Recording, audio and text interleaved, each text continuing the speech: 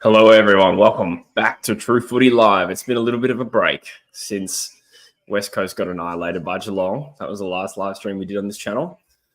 And first finals action on this YouTube channel live anyway for season 2024. It's good to have you. We've got some people in the chat. We got Card Fan. Love you too, mate. We got Radstone going for the Hawks. G'day, he. G'day, Brandon. Max Hansen. What's the line of the margin for Hinkley to stay coach? That is a good question. Wonder how bad it would have to be for him to lose his job. That's a very negative way of looking at this game. I have a feeling Port Adelaide's going to play well tonight. Just got a funny feeling it's going to be a really good game. I don't see Port Adelaide rolling over again. G'day, Eli. He's going for Port. Everyone, let us know your tips and predictions. I've tipped Hawthorn. I'm slightly more confident in Hawthorn, but I'm not entirely convinced. I definitely think Port Adelaide could win this. I feel like it's going to be close as well, to be honest. Let us know if we're coming through all right, by the way. I've got a weird symbol coming up in the top left. I'm sure that's nothing. Nevateris apart is blaring through the stadium. Making sure my settings are all good.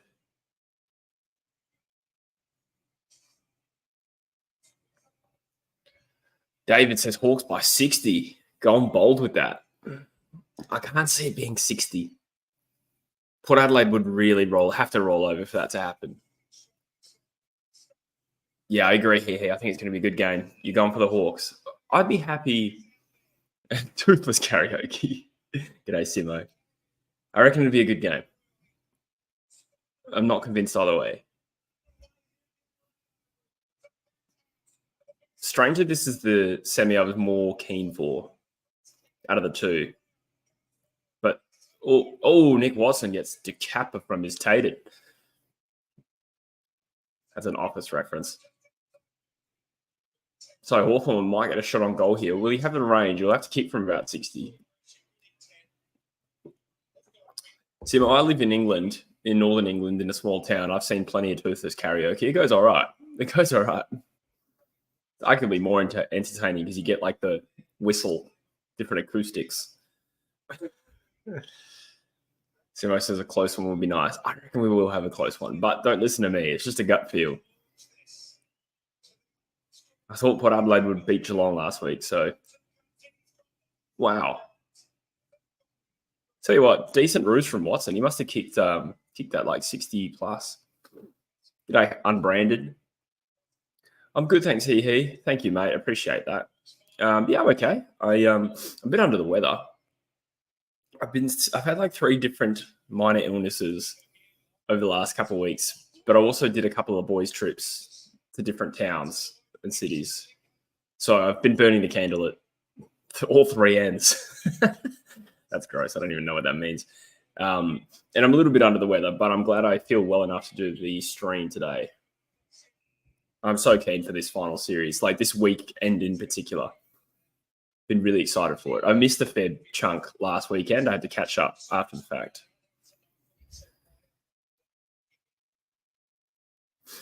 Dave's a bomber, but don't like power. My girlfriend is a Hawks. Yeah, fair. Yeah, you got to go for the Missos team. Unless it's Fremantle. I've genuinely wondered like what it would be like if my wife one day, if like I marry a Freo supporter, but she's like really committed. That's going to be really tough for me. I need to get the kids on board to be Eagles fans. I just don't think my life would be complete if my kids went for Fremantle. That's right. Jack Darling and North Melbourne could be on. It could be on. You know it's going to cost you George Wardlaw, right? Or Zane Dersma. Actually, I don't know who I would choose. If I could choose one other than Sheasel, let's say Sheasel's too obvious. Which North youngster would I steal for West Coast? It would probably have to be Wardlaw at this stage.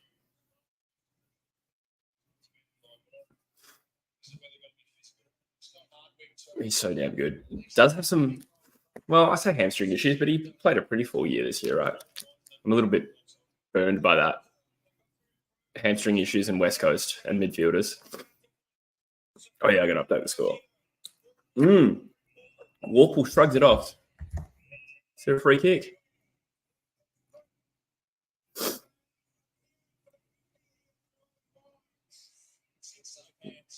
Was that really holding the ball? Warpool shrugged one off. So it just comes down to whether he got rid of that correctly.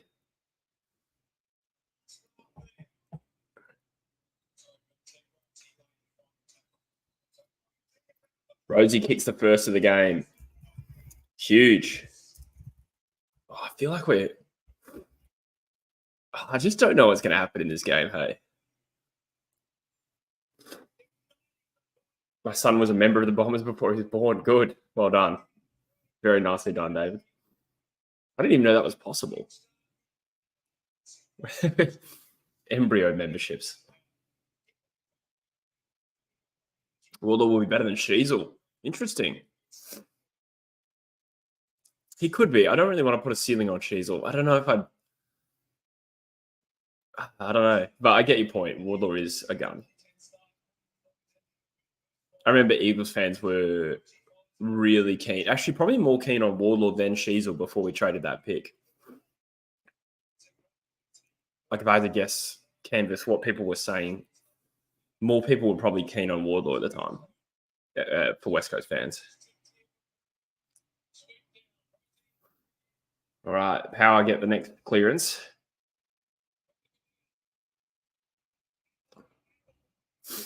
West Coast have a bit of a vested interest in this game because we will probably get Hawthorn's first pick. So I should want them to lose.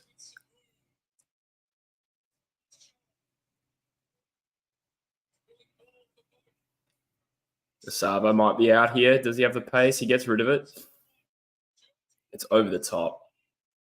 Scrimshaw did pretty well. Didn't gather it.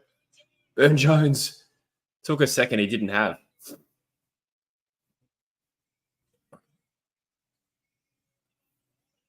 Yeah, that's true. He. Yeah, Wardlaw's still got heaps of upside. Oh, Sava. I don't know. Yeah, we'll see. I'm still conflicted as to like what exactly will Sheasel be. Will he be more of a midfielder? Will he go forward a bit more like Toby Green towards the back end of his career? Good pressure. Yeah, you're right, Simo. Frenetic start. And McGuinness. Not the best kick. Aaliyah intercepts out of bounds.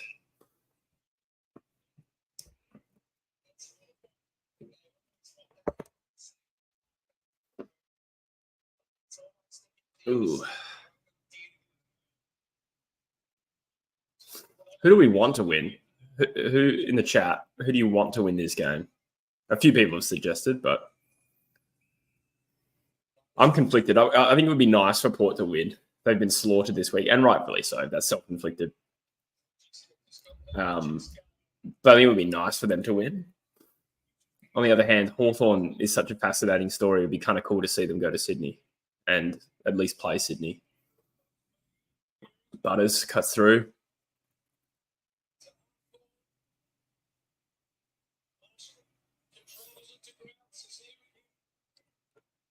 Gee, it's hot stuff. Out of bounds.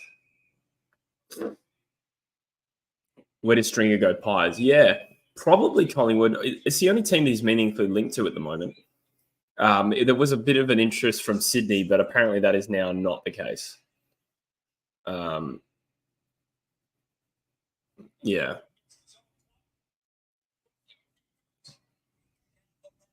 I think Essendon should keep him, to be honest.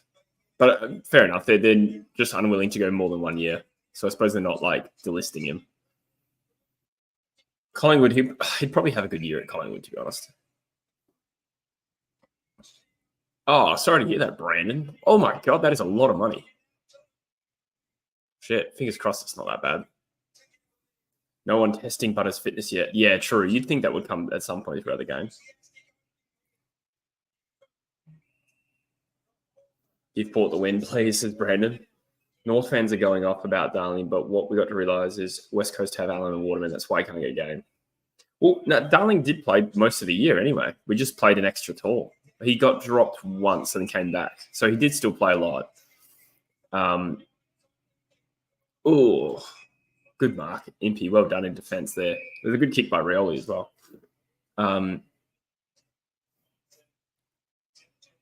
Yeah, I don't know. I think Luke Parker would be a great one for North. I don't know if Jack Darling is super important, but at the end of the day, he's going to cost absolute bugger all.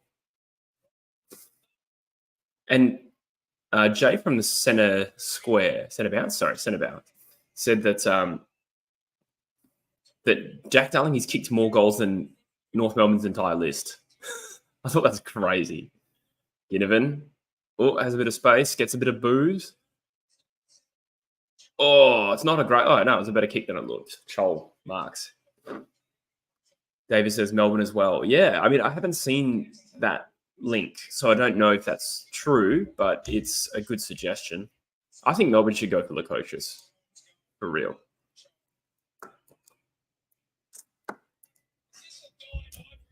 Maybe Richmond should as well.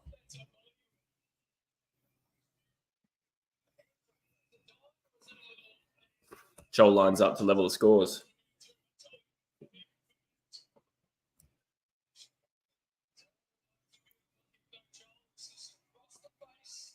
Pops it up. Yeah, Melbourne do need a forward. Maybe they probably need a bigger, more power forward, which also Lukosius isn't, to be fair. But Lukosius and Van Rooyen could be a decent combo.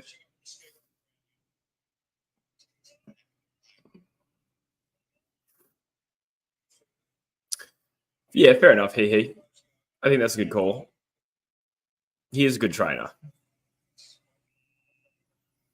And he would bring some leadership as well. But he's better than Toby Pink. Yeah. At the end of the day, you're just talking about like a basically free move to try and improve your list. Shields is retired as well, right? So, yeah, get a little bit of experience.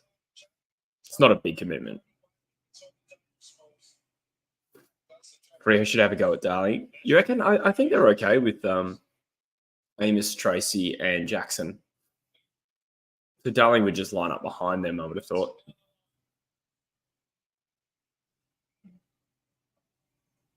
Did Aaliyah keep that in? No. Brandon says leadership. What leadership do you bring to West Coast? Well, the Eagles' forward line probably doesn't lack experience, really. You know, Waterman's probably played 100 games now. Allen's close. He's in the 90s.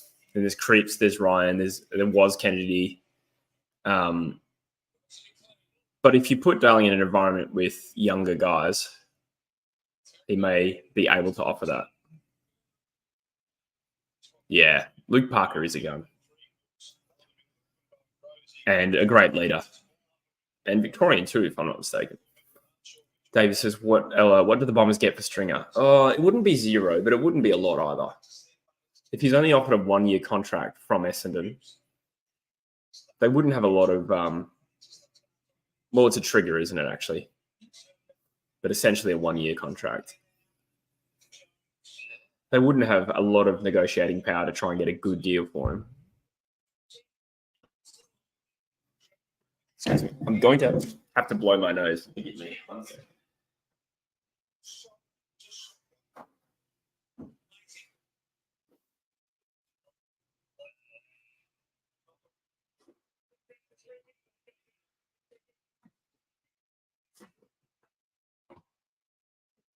Sorry, that was very undignified, but it felt like it needed to happen.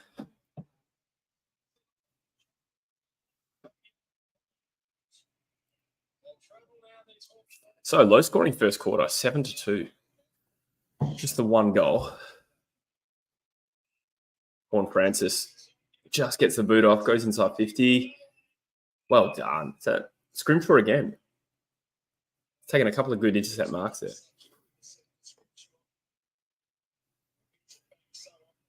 Yeah, you're a big Armstrong proponent here. I think that is the right move, to be honest. Richmond and North could do a deal.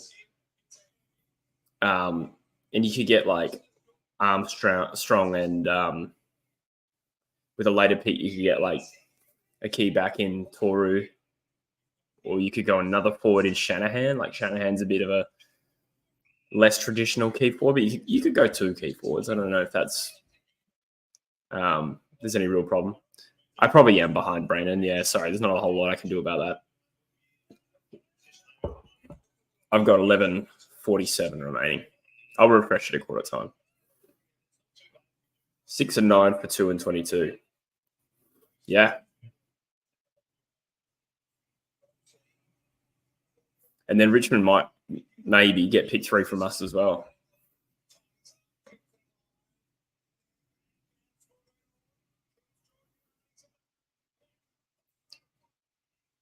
Narkle.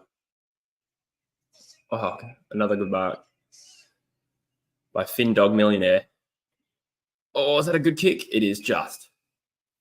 Yeah, 30 seconds isn't too bad because there's a delay between like my stream, but also the stream to me to you. So 30 seconds is probably about as good as I can get it, to be honest. Hawthorn's defense has held up, but Port Adelaide have probably been the better of the 2 teams so far. Considering there's no frost as well. Scrimshaw has taken a couple of good marks. Hardwick that time.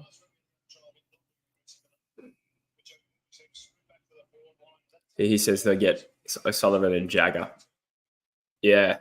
And if they get 3 picks, they might go Langford or Lawler. A few options there. Connor McDonald. Hawks streaming. You don't quite look their slick self, but that's a lot of pressure being a big factor there. So that makes sense. Weddle. Oh, high fend off from Moore. And then he gets high tackled. Weddle. Nice burst of pace there. Cool. Port Adelaide's pressure has been great. David says that was a free kick. Do you mean the Moore fend off? That was the way I saw it as well. West Coast getting 2 first rounders. Yeah, I do think that's probably going to how it's going to play out, but I think we'll give something back.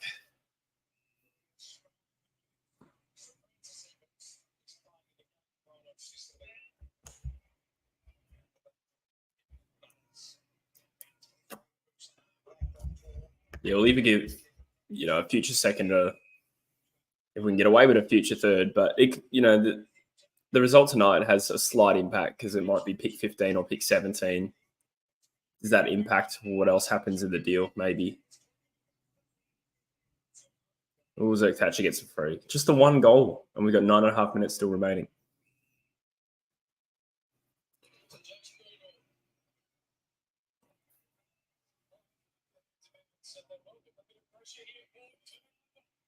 Port turnover. Gunston. Oh, it looked like Watson was out there, but it was an up and under kick. Hawthorn's composure has been not amazing. Port Adelaide win a free kick.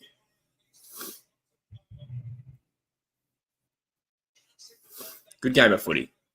I'm fine with it being low scoring if it's competitive, which it is. Both teams threatening on goal. It'll open up in the second and third, and then close up again in the fourth, probably.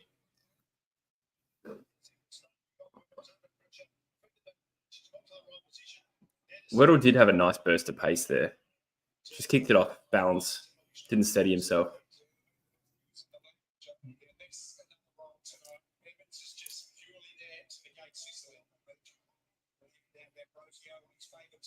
Ambrosio, nice kick, but there is no one there. Spoiled out of bounds. Hawks don't look the same side as last week. No, I don't think they're allowed to play on the terms to the same extent. The pressure from Port Adelaide has been good. Mind you, didn't the Bulldogs kick 4 goals to 2 in the first quarter last week? So Hawthorn could still be building.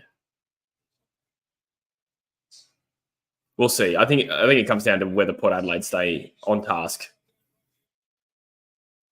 Port Adelaide certainly have shown up, but they haven't scored much either. It's only 1 goal this entire quarter so far. All of these little things are important.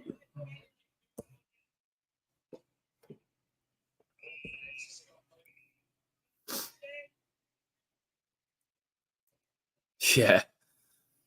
Yeah, low scoring stuff. 6 free kicks to 2.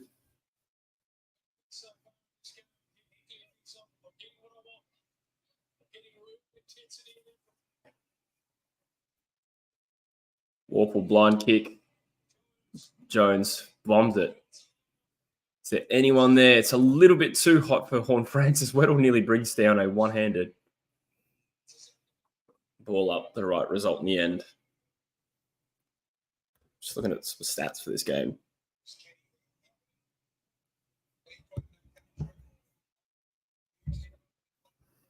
How about these Eagles in the AFLW have won 2 out of 3? That's awesome. We take all the wins we can get at West Coast as an organisation. Leary mops up in the middle of the ground. Nice little kick. Willem Drew. Georgiadis, finally a free player. What's on Georgiadis' arm? Is that his tat? Surely not.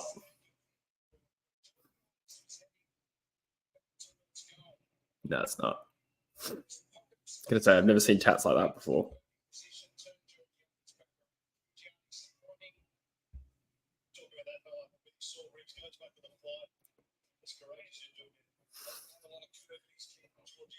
So the Power's slightly more uncontested, and the Hawks a little bit more uncontested, so pretty even there. 9 to 6 inside 50s. Probably reflects the scoreline. Tough shot for Georgiadis. He misses.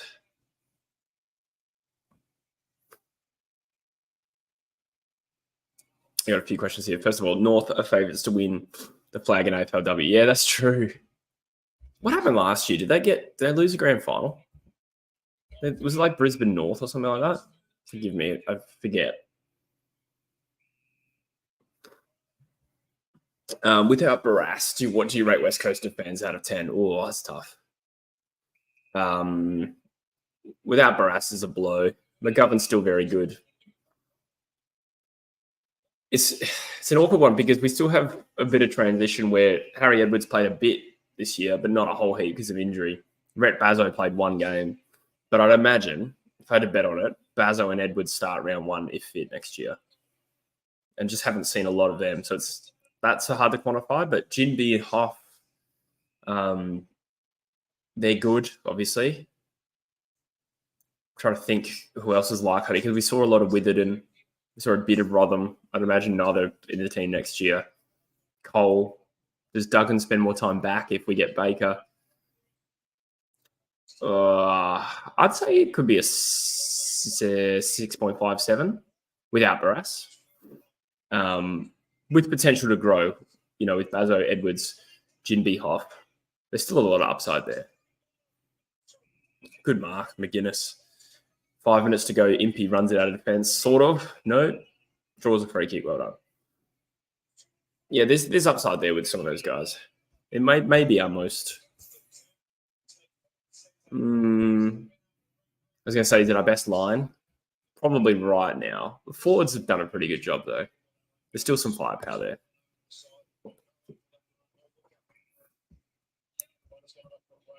North West Coast AFL granny.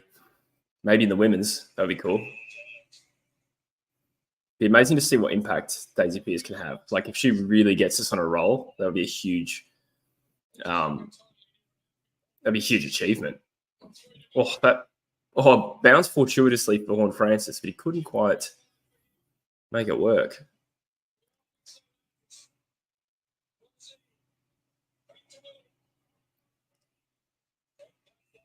Well done. Rioli finds Marshall. They're lining up for goal. I don't think West Coast win as many as they did this year without Barras. So change the charger.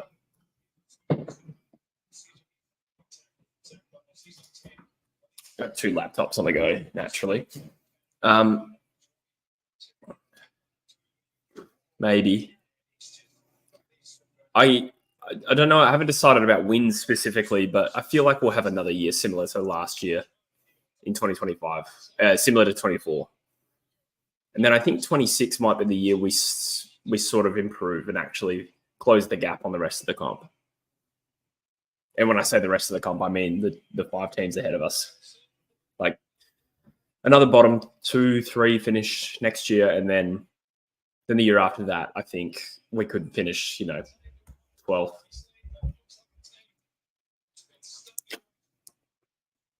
Geelong Sydney rematch could be on. I don't want to see that. I feel like that would be disappointing. I'd like to see new grand final combos, something we haven't seen before.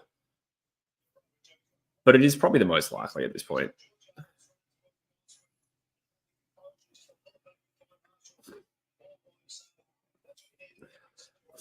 God forbid Gov goes down. Yeah, that's definitely true.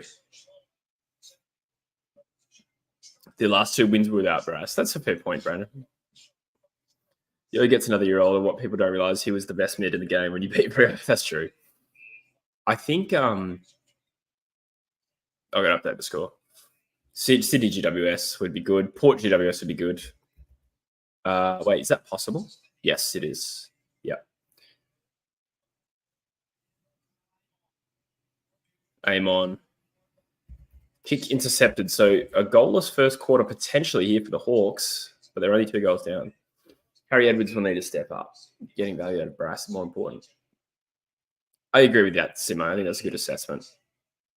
I think it makes sense for us. If we rip the Band-Aid off and expose ourselves, giggity, without Barris, then so be it.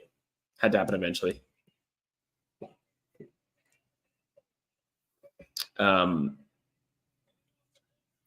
Francis bombs it from behind.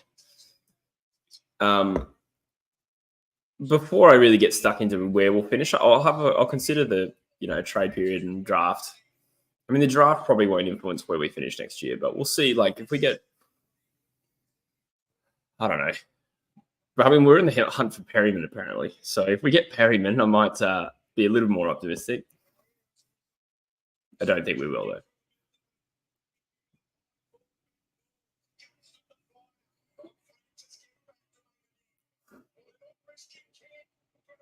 It'll be the first year under a new coach as well. So I wouldn't be surprised if we have good moments and bad moments, which is similar to last year.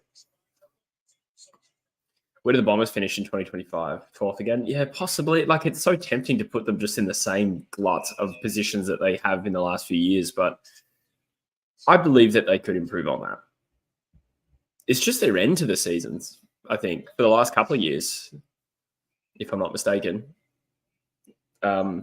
Obviously, end of last year was diabolical. They've just fallen away late. But I think they could finish 8th or 9th, best case, next year. I think Richmond are doomed to be bottom for a while. I know, I've been feeling that too. I'll reserve judgment until the end of the draft and the trade period and look at what their best 22 looks like. But I think they're in for some pain for sure. But they may just be doing the best thing for them. I don't know. At the end of the day, these players do want out. Oh dear, Weddle's gone real hard at trying to get that ball inside 50 and taking on too much, essentially. Hawthorn need to settle here. They have not been particularly good. You guys are watching your coach now. Don't say that. I mean, to be honest, we could do worse than Ken Hinkley, considering how bad the last few years are. So I don't want to be arrogant. I mean, he did a pretty good job when he took over at Port.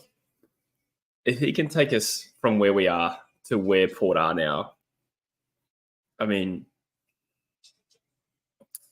that's a big improvement. But I don't know. I kind of want a youngish coach because this is going to be a 10-year build, right? And I don't mean 10 years until we play finals, but I mean like we're probably 10 years away from being like in the middle of the window.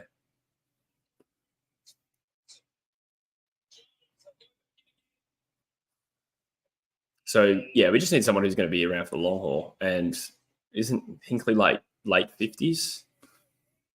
Is he going to retire when he's 70? Like that's quite old to be a senior coach.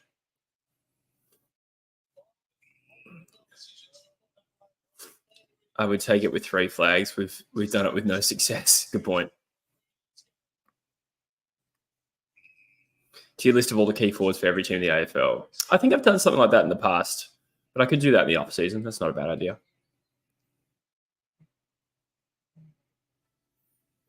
He's built a culture and a playing list from the ground up. That's true. Port Adelaide were a joke when Hinkley took over. Like, I remember Hawthorn beating them by like 140 points or something. Maybe a little less than that, but it was something like that. It might have been 150. I don't know. And I think 2014 was his first year or his second year as coach, and they got to a prelim. Thanks, Max Hansen. Appreciate you, mate.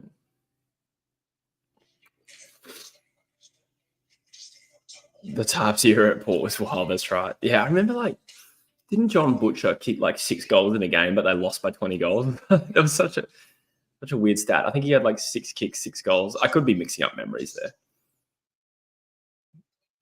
Cheese was a long-time coach at the Bombers. You're right. But he's an outlier too, right? I would just want to feel confident that the coach that comes in is going to be fully invested for the next 12 years. Okay, Luke J. Whereabouts in Thailand? I used to live in Bangkok when I was a wee boy. Thank you. Appreciate that. I actually don't follow NBL. Apologies for being boring. But not really much of a basketball guy. Do you have a team? Chiang Mai. There you go. Yeah, right. That's cool.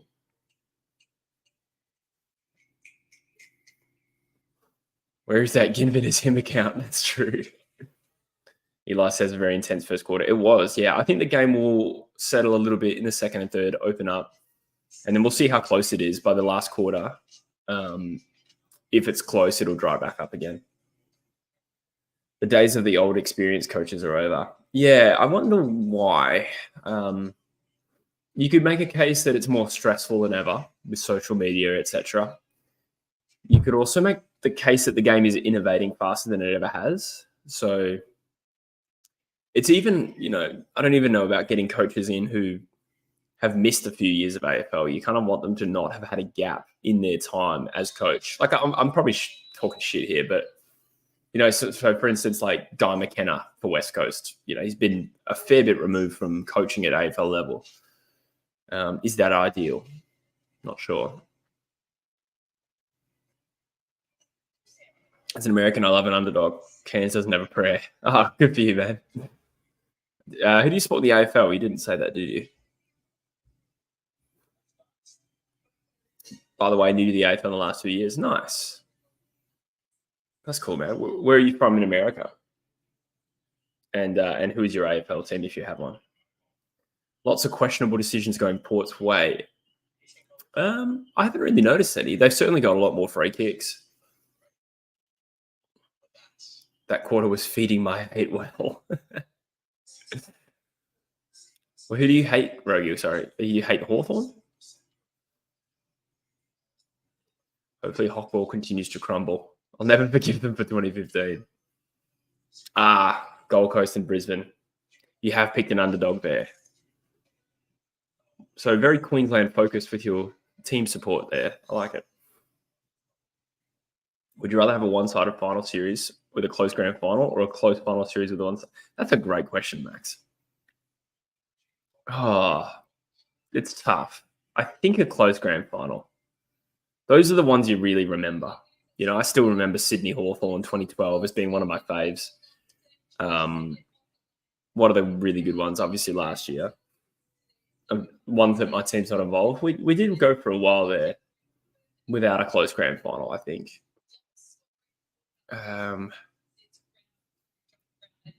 13 was actually quite close on the scoreboard, but it didn't feel like an amazing game. But yeah, Sydney Hawthorn goes up there for one of my faves, for instance. BTL's just throwing out the horny one. God. This season has been so good for AFL internationally. I know it isn't popular, but having so many teams from outside Vic in the finals is chef's kiss. Yeah, it's cool to see that. I mean, I kind of wish we were part of the party. And to clarify, I'm a West Coast fan. Kind of wish we were getting involved. But I suppose we'll time our run for when. Well, it could be Richmond, North Melbourne, and West Coast as the top three. I did sort of note earlier this year, like it would have been like round 7, that the bottom 4 was like 4 of the best teams in 2015. Hawthorn West Coast, because this was before Hawthorn came good. North made a prelim in 2015, and Richmond came 5th, and then, of course, won 3 of the next 4 flags after that. It just shows the cycle of the AFL kind of working perfectly there. But there are teams that stay constant in both good ways and bad ways. Oh, thank you, Daz. I appreciate that. Thanks, mate. Yeah, everything's going real well. That's a very nice comment. Thanks. For a decade, there were only 2-3 half-decent grannies. I was glad to have a great grand final last year. Yeah. 18 and 23 were close. I still thought 21 was fascinating, even though it ended up being 70 points. Like, they came from, 3 goals down halfway through the third quarter. I thought that kind of still counts for me as a great grand final. But Geelong and Sydney was over early. Richmond, Adelaide was good for a half, and then they blew them away. Hawthorn West Coast was pretty damn one-sided. Hawthorn Fremantle was actually not too bad. Like, the margin never actually got out that much, but Fremantle never really looked like winning, I don't think. That's going off memory from 11 years ago. 85 and 2000. Yeah. I was going to say, didn't they win 2000 by 10 goals? But I get where you're coming from there. My unpopular AFL opinion is that 06 is the best ever grand final. I can't separate myself from bias, but I genuinely just think it's the best grand final of all time.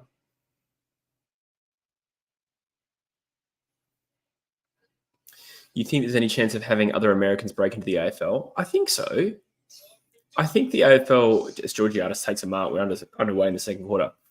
Yeah, I think the AFL will continue to explore trying to get athletes from other sports who may not quite make it in their first sport over to the AFL, particularly now that the money aspect is getting a little bit better. There's obviously more money in the AFL than there ever has been, so you could tempt, athletes like college athletes in America to come over. I think so. I think there is serious potential for it. 21 first half was great. That's a goal to Georgiadis. Port Adelaide looking good.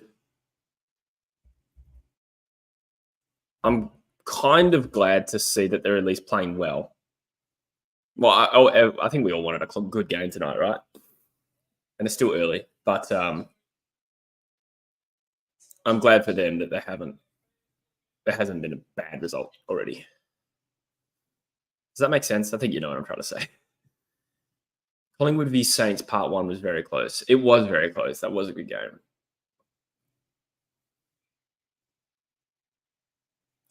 For whatever reason, it didn't enthrall me. I think, for me personally, the most memorable grand finals have a match-winning moment.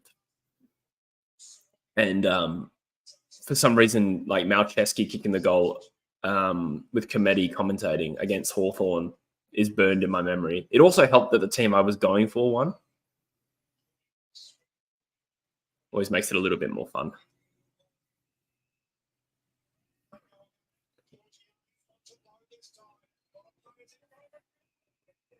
Port looking good. Who would have thought the sequel would be better than the original? I agree, man. But I think... I think the line is actually just as good as the original. But I do think 06, it's fair to say, was a better grand final than 05. It was 10 extra goals for a start. I don't think that's a hard case to make. It doesn't mean the premiership's any worth more or less. I just thought it was a better game. But considering part of what made 06 even better was just the fact that we had that rivalry with Sydney, and then it was kind of like revenge. I think it's the best grand final of all time. It's the best grand final I've ever seen. Let me rephrase that. I haven't seen that many. Is Darwin serious about an AFL team? I have no idea. I find it hard to imagine it working, to be honest. I feel like it would be hard to keep players there, and I don't know if they produce enough talent as it currently stands to build a local base of talent to keep a team around, We are seeing a lot of progress in, the northern states. So if they invest in the Northern Territory, then yeah, it can work. But I feel like it's a long way away. 06 was your first year watching AFL. There you go. Good year to start.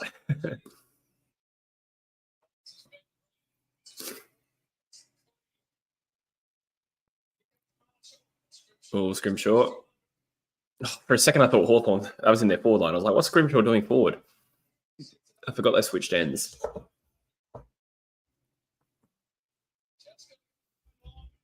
Yeah, Tassie will be interesting in terms of them retaining players again. Because I'm just thinking okay, if they get a lot of local talent, that's great, which they probably will be able to do to some extent. But keeping these top-end Victorian talents out of the draft, keeping them in Tassie when they have Melbourne. I mean, it's true of most teams, or most interstate teams, but Tassie will be coming from a long way back in that.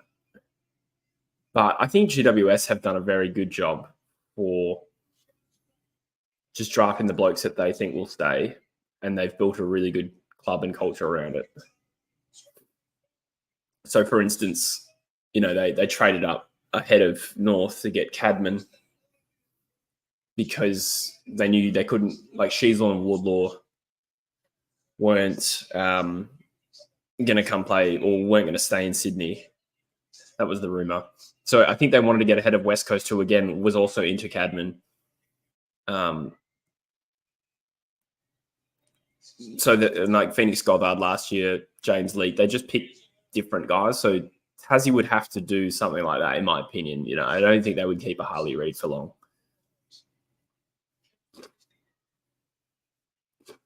I think Harley is a fairly loyal guy. I think he would do his stint. He would hypothetically do a stint at Tassie, but I don't know. He's just one example. There are plenty of other high draft pick examples that wouldn't stay.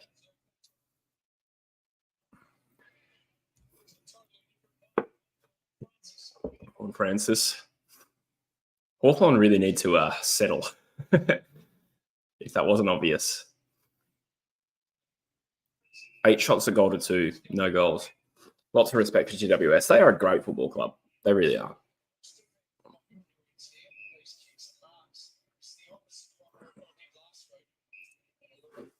McKerch will be on top of the board. You'd think so.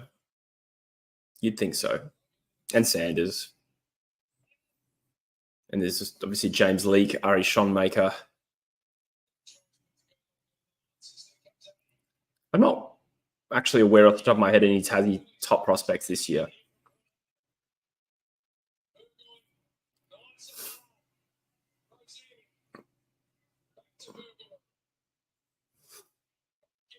Is this in Melbourne or Adelaide? This is Adelaide Oval.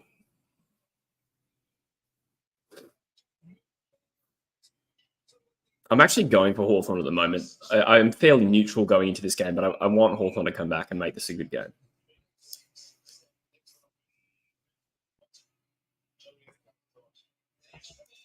GWS gets so much shit from league fans. Do they really? I'm not aware of that. What's the conversation around GWS? That they don't get crowd numbers or what?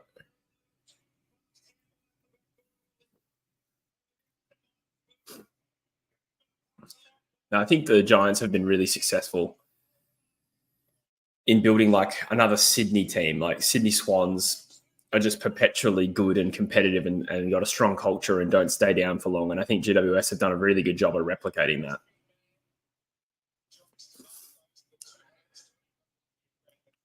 Brandon wants the Hawks to have trauma. I do feel like it was a matter of time. Well, they haven't lost yet, but I'm just saying, like, you feel like the hype builds and builds and builds and the belief builds. You're just like, I know that at some point this bubble is going to burst. But that being said, I probably thought it was going to burst before now, and they kept winning by 10 goals and playing well. So they are still so young. What are they, like the third youngest team in the comp?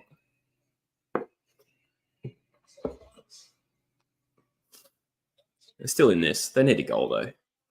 It would be really ironic if they did go a half without kicking a goal. Wait, not that ironic. I was thinking for a second it was the Bulldogs last week. It wasn't. It was Carlton that nearly did that. This is in Adelaide, yes. Hawthorn aren't playing terribly. They're just breaking down. Their ball movement's not particularly fluid. They haven't been able to withstand the pressure. Port Adelaide playing like a more mature team, as you'd expect. Oh, I keep forgetting. Just update the score.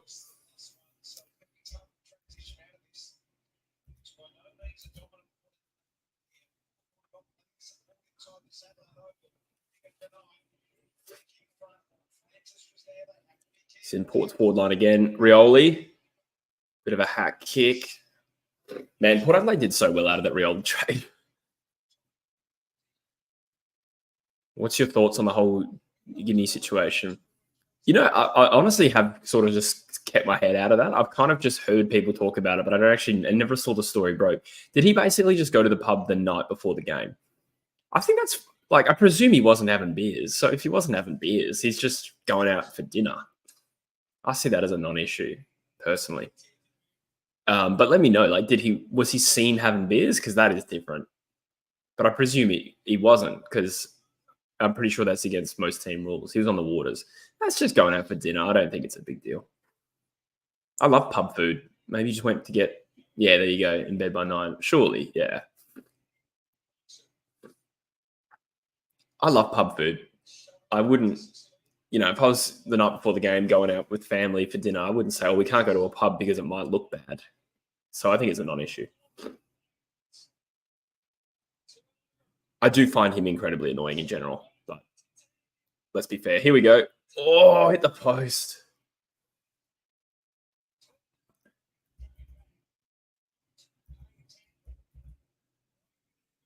Jeez, Porter playing well. Now, the funny thing is, like, I don't want to get ahead of myself, but if Port win this, you got to give them a chance against Sydney because they play Sydney so well. They've won 8 in a row against them, and we all remember what happened not that long ago. And I don't imagine it's going to be a different Sydney, of course, and it's in Sydney. But Port Adelaide beat them there last year. Yeah, I think we could be set up for a really good prelim if they make it.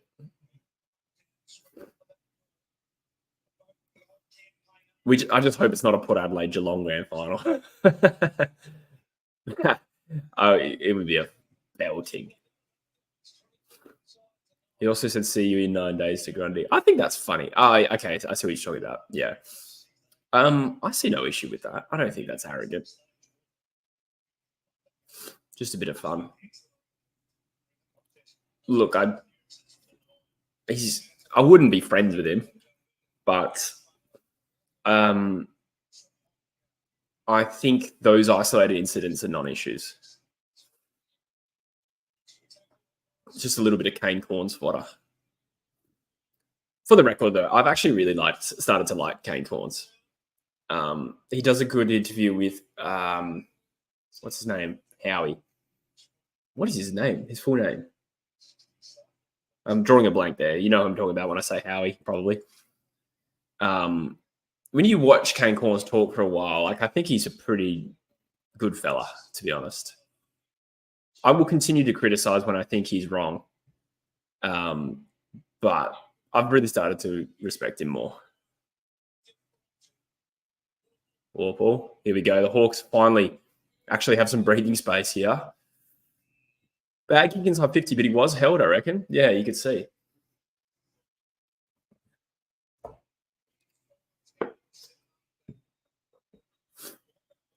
Ginnivan is an antagonist, even though all the Hawks are saying it's G for him to do his own thing. Will it still be cool if they lose tonight? Are you referring to the Sydney comment, like see you in 14 days or whatever it was? I don't know. I feel like that's harmless still, personally. You think he's a good culture player? Perhaps. I mean, if they're all connected and they all like each other. Oh, has he kicked it? Yes, he has. Good. Hawthorn finally on the board. It really depends. I have heard when I was on holiday, I actually met a few people from Bendigo that knew Ginnivan, and it wasn't the most glowing endorsement I got from them. Is it purely because it's the reason he was shut out of Collingwood, wanted to prove a point and have a backhanded D at his old club? The pub thing? Yeah. Oh, okay, the pub thing. Sorry, I'm caught up now, Simo. Sorry. Some teammates will love him. Some will hate the fact it causes so much of a distraction. I still feel like those were non-issues. Was that really the reason he got left Collingwood? I'm going off memory here. I do remember he kind of got a little blindsided with that move. Did he initiate it? Shit, you'd think I do a football YouTube channel. The thing is, when you do so much content, you start to erase details you don't feel that you need to remember.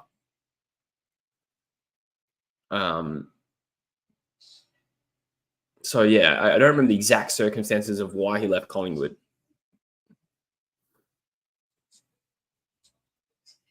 Yeah, you're right on that. He. Yeah, good point.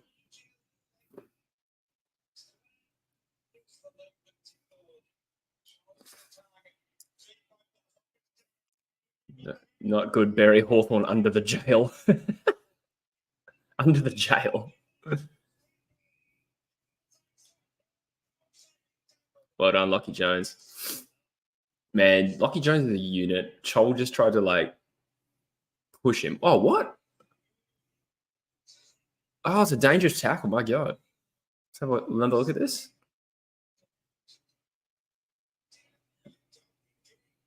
It's unlucky.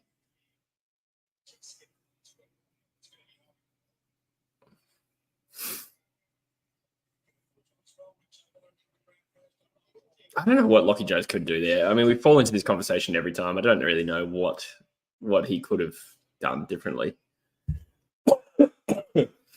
Considering Chol, didn't hit his head or anything like that. Hawthorn back within 12. 10, sorry.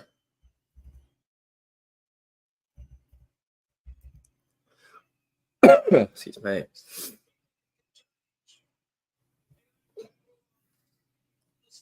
Oh, yeah. Just on Guinea, I'm not really making a staunch defense of his character. I don't really know the guy, and I haven't heard amazing things.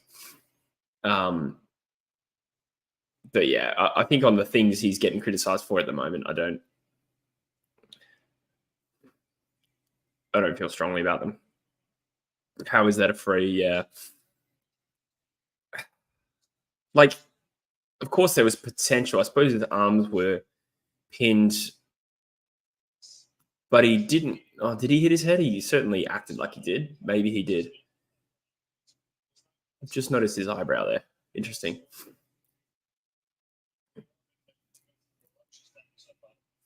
Yeah, unlucky. I feel like that should have been holding the ball, to be honest.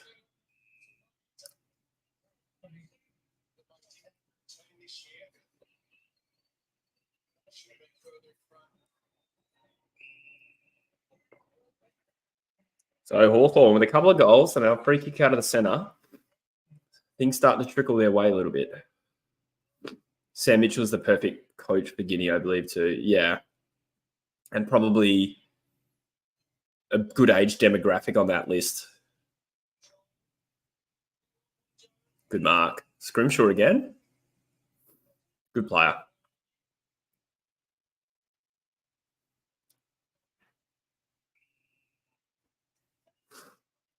Hawks starting to find themselves, yeah. It did feel like it would happen if Port Adelaide left the door open, and Port Adelaide just couldn't score when they had the dominance. So this is an important couple of minutes for both teams. If Port Adelaide need to weather the storm here. Not that it's a storm yet, but you can feel momentum shifting. Oh, good tackle. Who was that? Is that Willem Drew? This is a good game. Oh, well done. Who is that? McDonald? Couple of good intercept marks there from Scrimshaw and McDonald. I've just given Hawthorn a little look here. Oh, that's a great kick. Nearly a perfect kick. Really well done there. That Willem Drew there.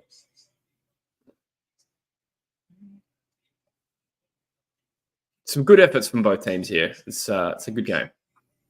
You wouldn't think it from the scoreline, but I'm enjoying it.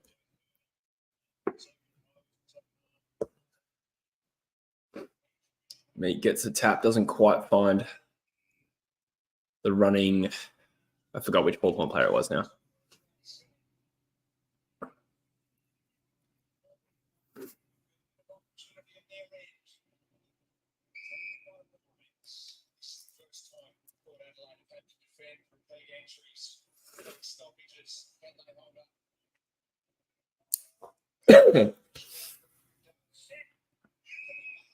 Couple of repeat stoppages in Hawthorn's forward line. What's the inside 50 count?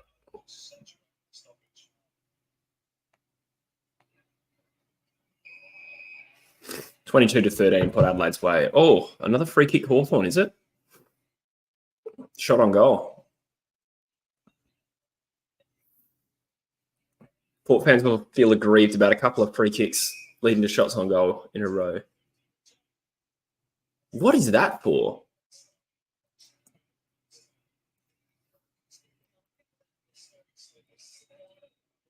I don't think that's fair. Jeez, Hawks lucky. I'd be absolutely fuming if they played that against West Coast. So let's be fair. I think that's a shocking call. And the 50 didn't help. The 50 may have been there, but yeah, I don't rate that.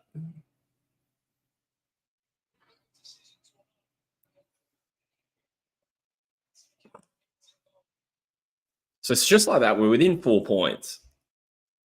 I hope Port Adelaide. Now I'm hoping Port Adelaide's steady because they're unlucky there. Why the tackle's being paid free kicks? Yeah, do you reckon? I think more accentuated that as well. This is going to be a problem. Players start doing shit like that, and I know they already do it, but annoying. And that is, I was going for Hawthorn sort of at the time. I'm going to be fluid with who I go for. I just want a good game. And now I hope Port get the next one.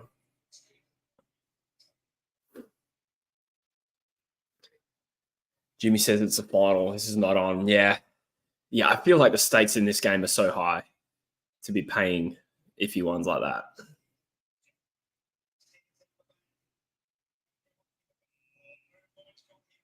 Yeah, has been a stinking season for umpires for sure. But we got a game in our hands. 6.5 minutes to go.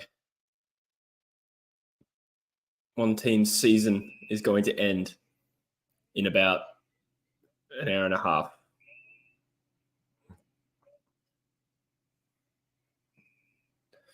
Deal with the double grabber.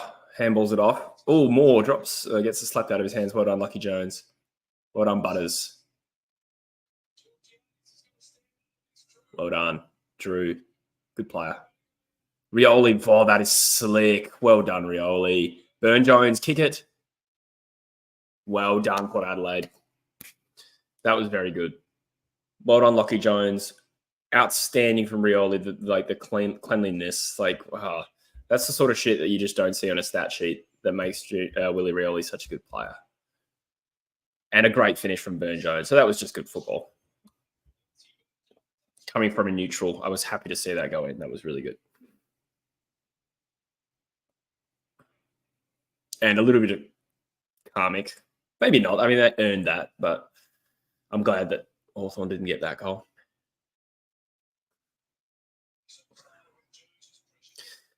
G'day, Darthy. Yeah, I didn't really announce it because I've been feeling sick all this week. You can probably tell I'm snuffling. So I wanted to see how I felt right before the game before I committed to this stream. But here we are. Thanks for being here. Wish Rioli was still an Eagle.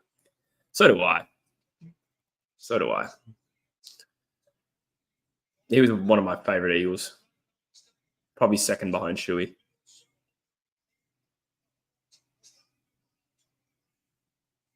What's happened here? Ball up.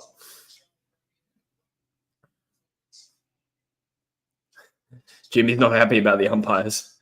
I understand, mate. Or Warple. See, this is the way we want the game to be played. Like, moments and goals, scores decided by moments of brilliance, not shitty free kicks. And we got a few goals from free kicks there. But that would have been nice if Warple hit that as well. Burn Jones kicked a great goal.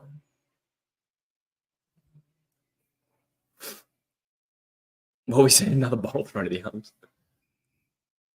We've had a head cold too this last week. Yeah, maybe it's the weather changing. The weather's gotten cold here. And I presume you're in Perth, Darthy. Just assume that. It's getting hot over there. It's still, we're 2 weeks removed from summer here. It was 26 degrees last Friday, and then it was like 4 degrees 4 days later than that. Ridiculous. Hey, Razor Footy, dropping $1. Thank you, Razor Footy. What a legend. Cheers, mate. Good on you. Who are you going for in this game, Razor? You make a good point there, Luke. Is the NFL? No, I don't really follow it. But how do they deal with concussion over there? They don't, change rules or anything like the AFL's doing. Imagine the lawsuits in America over stuff like CTE would be pretty significant.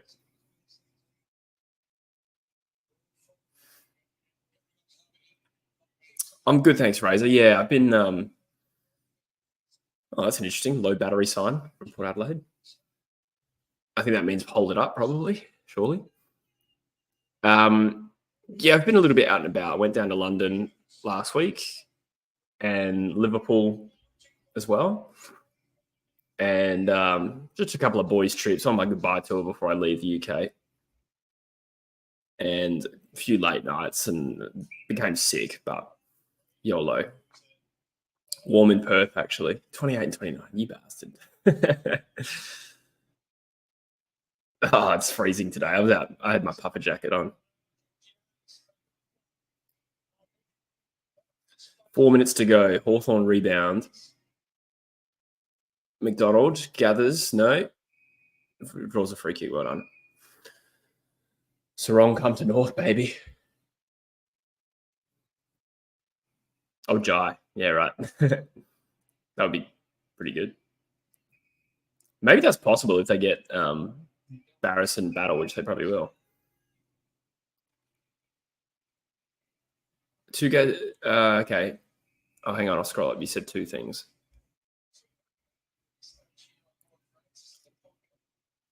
Two days ago, a quarterback got hit in the head, but it was his fault for going low. Yeah, right. Tough one.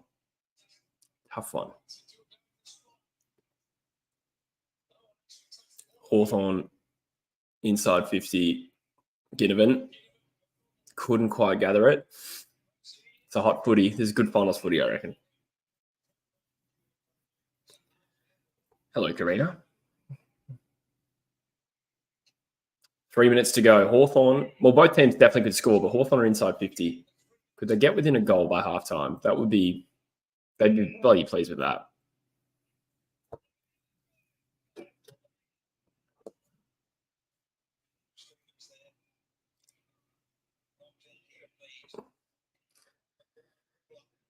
AFL has to protect players who bump in good faith. Just because a guy falls weird shouldn't mean getting tossed for 3 games.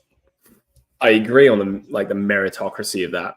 I think the reality is the AFL is making these moves because they know when the lawsuits come for concussion and CTE and they have to pay out. Ginnivan.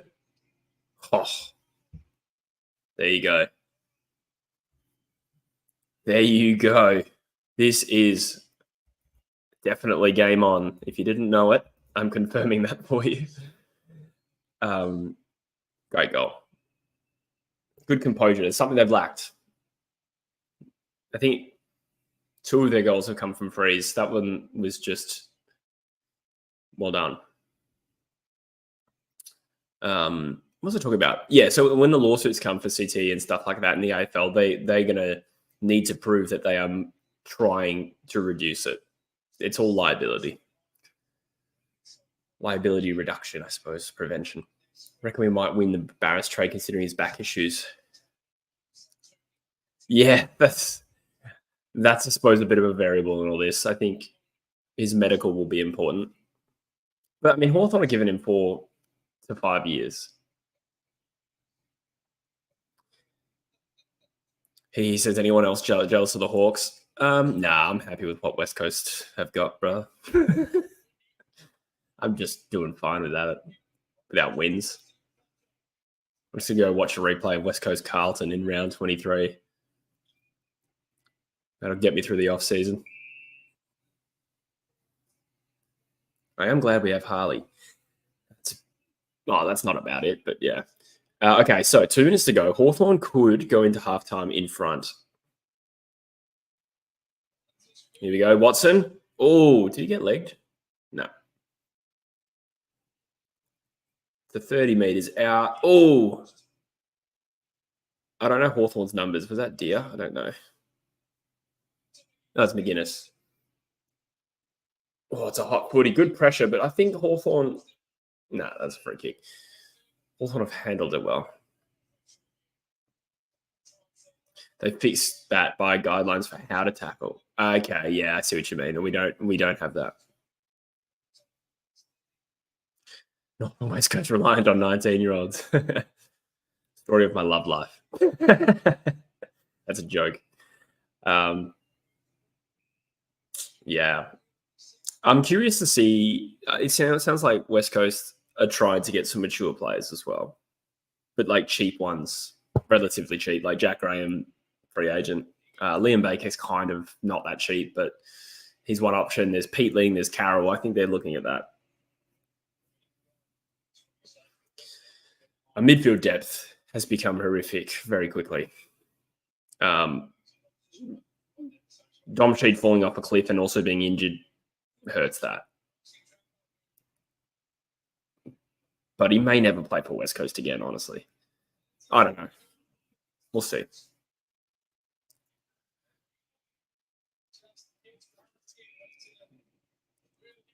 Remember the absolute West Coast legend, Sam Mitchell? Vaguely.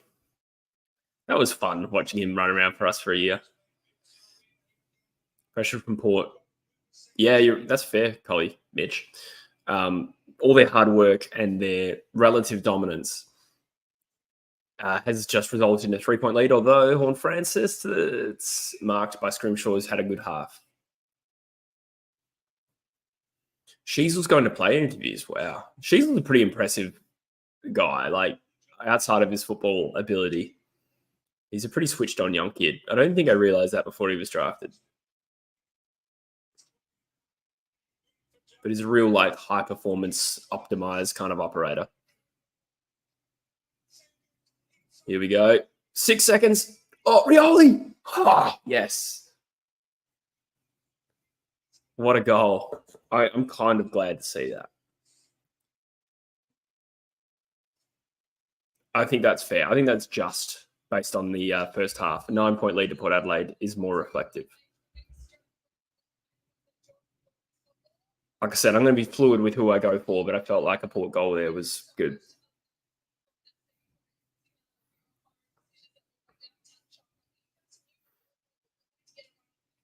It's true, Darthy. And none of them will be paid as much as McAndrew.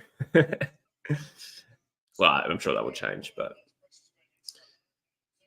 still burns me how much we did for him. He still walked out on us. Yeah, I don't really know the full details of that because I don't know how much more Port we're offering. I think maybe it was that the money was the same, but ours was heavily conditioned. I think that's might have been what it was.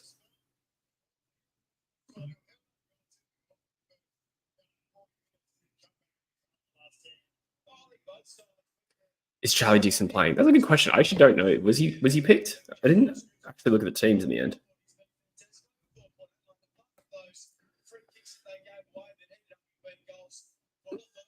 Doesn't look like he was even picked.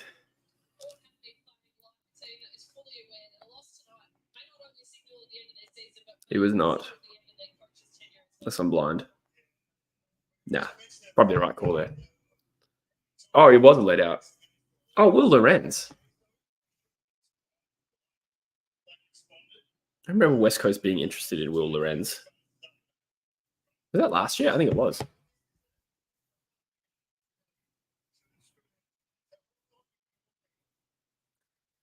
Yeah, that's true, Darthy. And we got bugger all for him. We got like pick 40 in the end. It's hard to work out exactly what we got for him because it was a big mega trade, but I think it was about pick 40. I don't remember who we took. I don't think we took it. I think we traded it.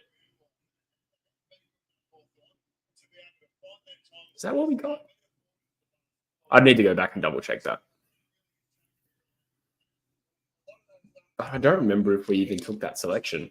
With that draft, we took Jinby, Hewitt, Barnett, Bergiel, and Noah Long. So there must something happen to that pick.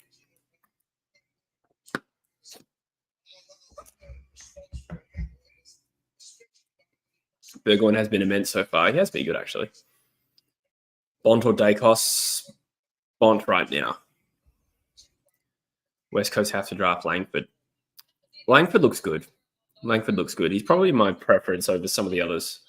I'm probably leaning towards Draper, Langford, or Lawler at the moment. Jagger, I don't think will even be available. He looks like probably going pick one at the moment. Finn O'Sullivan has really dropped off. So I think he could probably be later. He could probably go like pick 8 or 9 at this point. That's my hot take at the moment. And Smiley, yeah, he's all right. It's not my preference. I'd really rather Langford, to be honest. Bergier was picked 29, Darth Jar Jar.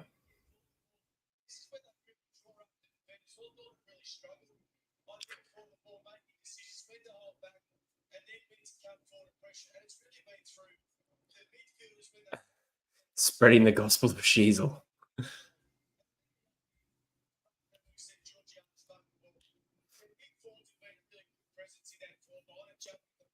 G'day, Rob Kieran's. Or Hardball Crows on Draper, trade down to 5th and get a late pick for the Crows. Yeah, maybe. There is a belief out there that Adelaide really want Draper. I don't know how true it is. Like, I've definitely heard that before. Yeah. To answer your question, what would it take? What would we get from Adelaide? Because they're about to lose pick 25 to Melbourne, probably. So, and then they may or may not make a deal for Lukosius. So, yeah, it's hard to work out exactly what we get from that. Maybe a future selection. I think Bergiel probably gets delisted, Simo, yeah.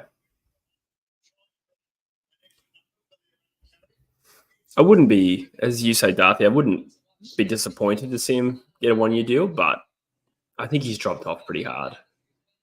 Sometimes that happens. Matt Taberner. Yeah. No, he's actually going to be the new senior coach. Do I want Port Hawks to win?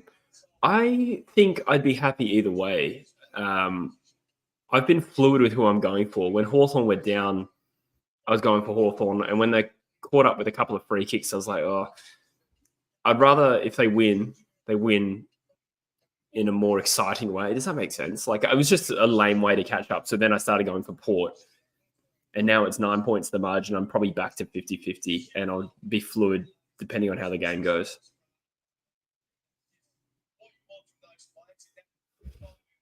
Player coach. He could be the first player CEO. We can get Taberner to be our CEO. Maybe Don Parker's player coach. You want Guinea to win. Guinea's already a premiership player, so I don't really. I don't know. Yeah. One player isn't enough to make me hate a team.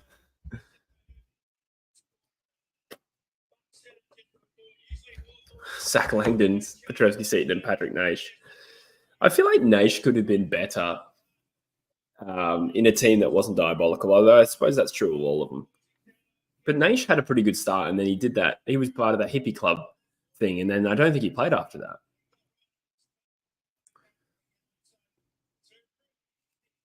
Oh, that's such a harsh take, Simo. Raheel says, mate, the umpires need to keep the whistle to themselves. I agree. A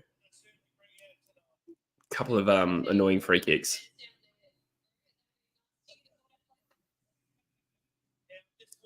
As a player, if we give up, call for him. As a person. Yeah, I keep forgetting about that stuff.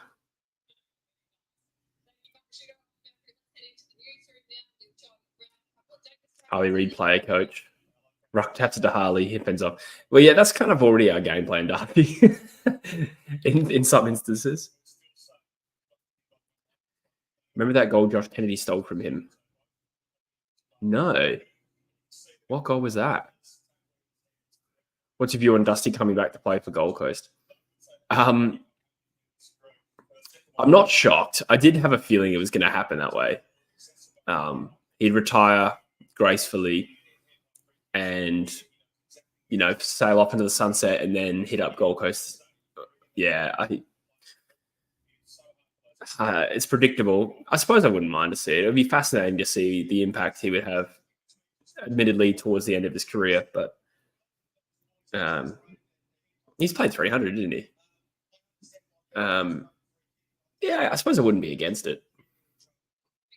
In the Derby 21, came off both their boots at the same time on the goal. I don't actually remember that at all.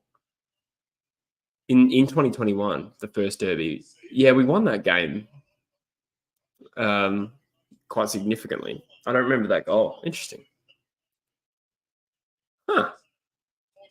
Funny how you guys remember that so clearly. I don't. I streamed that game. I do remember the game.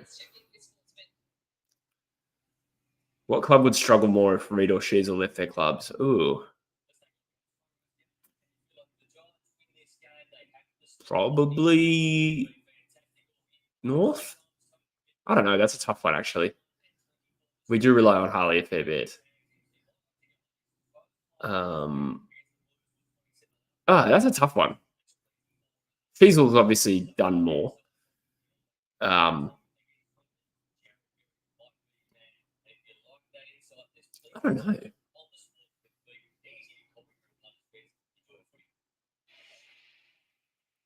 I'm really trying to think. I don't know. That's a really tough question.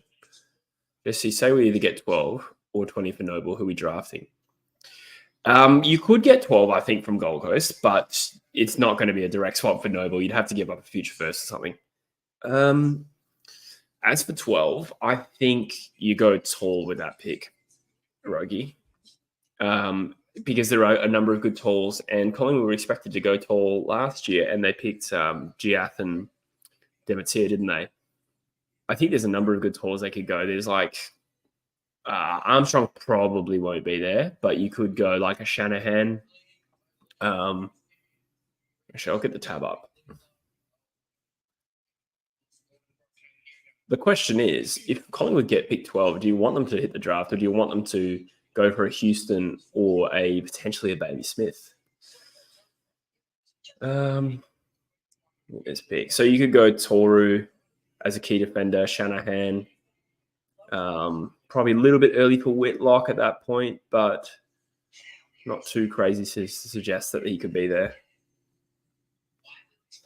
No way we give a future first and 12 for Noble. Yeah, no. I didn't mean just a future first for Noble and 12. No, you know what I mean. I didn't mean that. I actually did it. I just realized I talked about it in a video that hasn't come out yet. I came up with a suggestion, and I think it was like another upgrade of like 33 to Gold Coast 20 or something like that. So you'd get 12 and 20 for Noble and a future first. Considering you'd think Collingwood's future first will be, you think they'll be a top 16, right?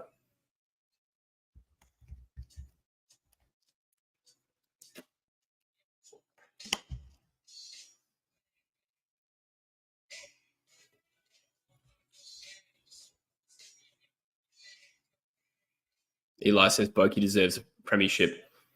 It would be nice to see Port win it. That was my prediction at the start of the final series, and then they lost their first final by 84 points.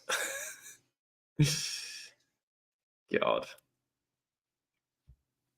I really believe Lucky Zerha, etc. time because of Sheasel. Yeah, that's true. That's true. I see what you mean. But it's too early to see like what impact Harley will have in the same way as well for West Coast. Players wanting to stay and play with Harley or come over and play with Harley. Hawks need to get Connor McDonald more involved. Need to get the game on their terms. Yeah. I think that's a good call, Lazarus. I'm going to call you Lazarus. I could maybe see myself being happy with that, but I'd need to see what the draft point system looks like next year. That's true. Yeah, clubs should really know that by now. That's a fair point, Rogie.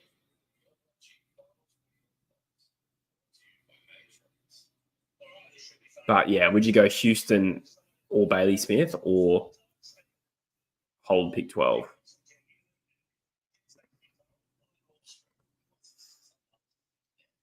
Picks the Eagles took from 2022. Johnston. Okay, it was a future third. There you go. Thank you, Max, for checking that out. Interesting, Darthy. Usually when people have a best mate that goes for a team, they hate that team. He was part of the mega trade. 8-12, future second. Port Adelaide. Oh, yeah, and that was Bergiel. Future third. And that was Johnston. Oh, we traded out 40. That's why I had 40 in my head. Thanks for doing that legwork. Paul says the Hawks need to start stepping up in a few years, not pressing enough. Yeah, agreed. I think the pressure that Port Adelaide put on throughout a lot of that first half made it difficult for the Hawks to be composed. What are the clearance numbers? I feel like they started winning a few clearances towards the back end of that quarter. 23-17, Port Adelaide's way. Hawks have only had one mark inside 52. Porter plus 18 in contested ball. So yeah, in the tough stuff, Port Adelaide has been better.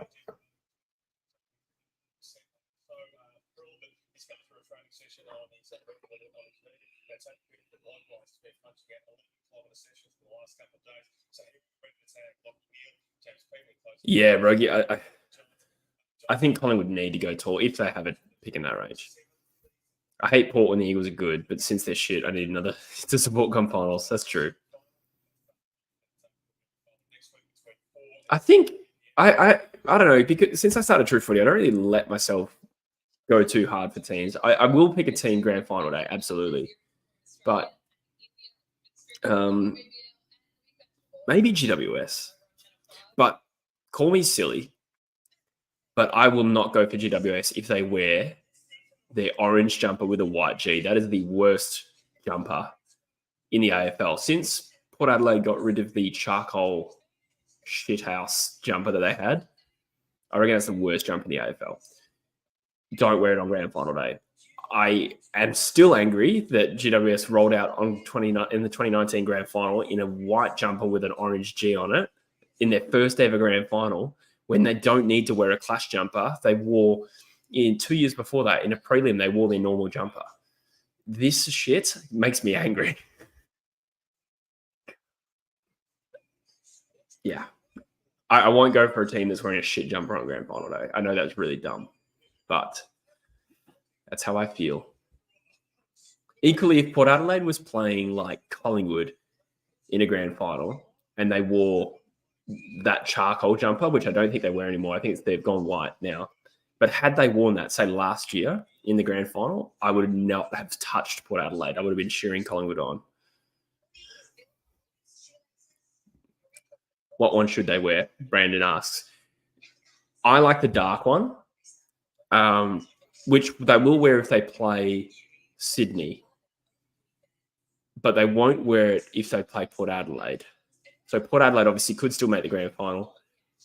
If Hawthorn make it, they'd probably also still wear the orange G. So the only team they can really wear it against is Sydney at this current point in time. So I guess I'm hoping for a Sydney GWS grand final which is probably my preference anyway. And it's not really their fault if they have to wear that jumper, but it is their fault that they designed that jumper because it's disgusting. Brandon likes it. I disagree. Why did they make it white? Why did they make it white? And it's just like comically large. But you go for West Coast whenever they played in a granny. Well, thankfully, every grand final we've played, we've worn our royal blue jumper, which is a dope jumper. I would hate to see us wear yellow in a grand final, to be honest. But even though it's a little bit ugly, I still prefer it to GWS's one. Lazarus hates Port Adelaide, unless you live in South Australia. Oh, yeah, fair enough. That will make a big factor. North ever make a grand final, it's not West Coast. Surely you go for the Roo Boys. Yeah, probably would. 100%. It'd be a great redemption arc.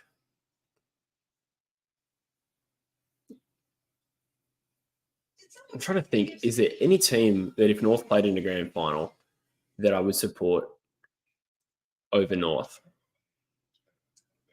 Probably not. If it happened anytime soon. But I suppose you have to bear in mind, like, this isn't happening next year, but if it happens in 6 years, would North do something to make me hate them? Probably not. I think I probably would go for North. I like the Giants charcoal, never surrender, but they need to bold the orange G a bit. Yeah, fair call. Who's the favourite for the second half? I think you go Port are edging them at the moment, and not in a gross way. I know Rogue Ride's in the chat. I think Port Adelaide probably slight favourites at this point, but it's still very even. If Giants beat Brisbane, then I'm calling it they beat Geelong. I'd be going for the Roos here. Not against Collingwood, though. Yeah, true.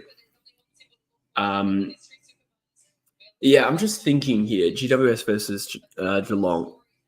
I kind of want GWS to beat Brisbane because I don't think Brisbane would beat Geelong at the MCG, whereas GWS, I think, would make a good game of it. GWS beat them at GMHBA this year. So the head-to-head's decent there. Yeah, 100%. A couple of people picked up on the edging thing. Yeah, GWS head-to-head against Geelong is good. I don't think Brisbane beat them at the MCG. So by that logic, I have to decide on supporting GWS tomorrow. As an overall matchup, which Derby said is better? Home purple Dockers and away yellow Dockers, or home blue Eagles and away white Dockers? Subjective, but I think purple and yellow is a horrible clash, to be honest. I said that in the last Derby. I was like, yeah, this is a terrible clash of jumpers. It's not a clash, sorry, but it's just like it just doesn't look right. I don't know. We used to wear all purple versus royal blue. That used to be a problem, not a problem, and now it is. So I would push for the Eagles to wear, if we were away in the grand final, wear white shorts and a blue jumper. I reckon you get away with that. You always need it to a gross way. I do.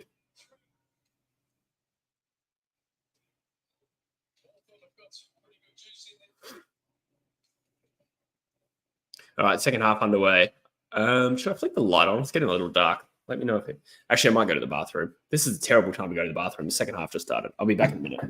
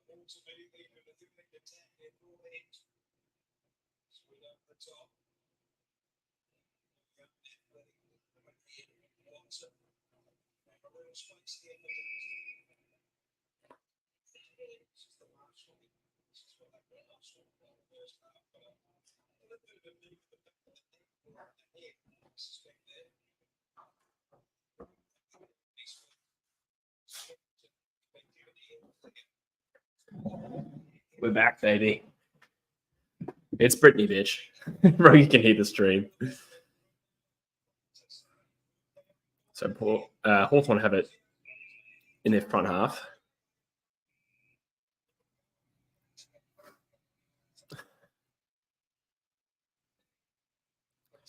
Port free kick. Tiny stream, Jesse. It's all about the motion of the ocean, am I right? What does that mean?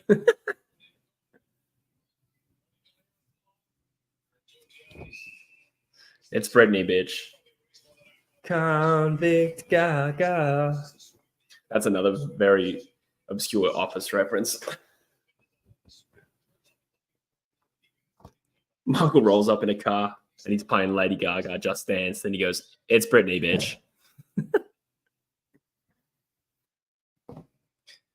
Have I seen any of the Aussie cricket over in the UK? I have been following the scores and I've been thinking about going to a game.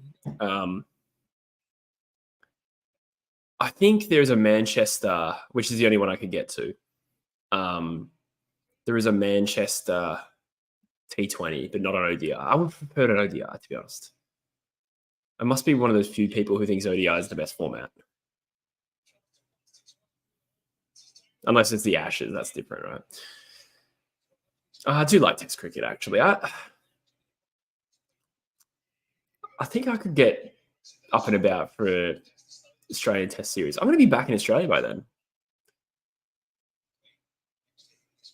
That'd be nice, to be honest. What if West Coast rolled in the grand final with the Ogre jumper? No.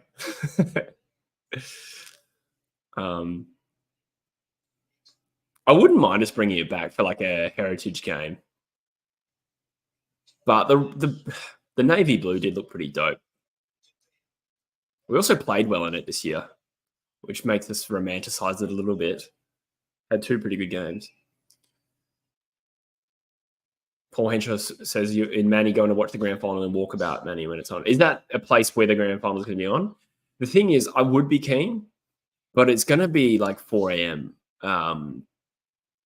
So even getting a train to Manchester from where I live won't be easy on a Saturday morning. And I think I might just make some content for it. You know, I might even do a grand final stream. I probably will. If it was like a normal time of day, even if it was 8 a.m., I would probably go. But I think I'm just going to roll out of bed and turn the laptop on. 06 jumper. Oh, yeah. With the old logo. I don't know if that's old enough to be a retro round because we had that jumper more or less until 2018. Watson. Oh, great goal. I must admit, I was totally distracted by the chat and talking about nonsense that I didn't see the lead up to Watson having a shot on goal, so I didn't see it. A couple of people, or Raheel saying it was out. See the replay. Rank the Eagles 5 wins from best to worst.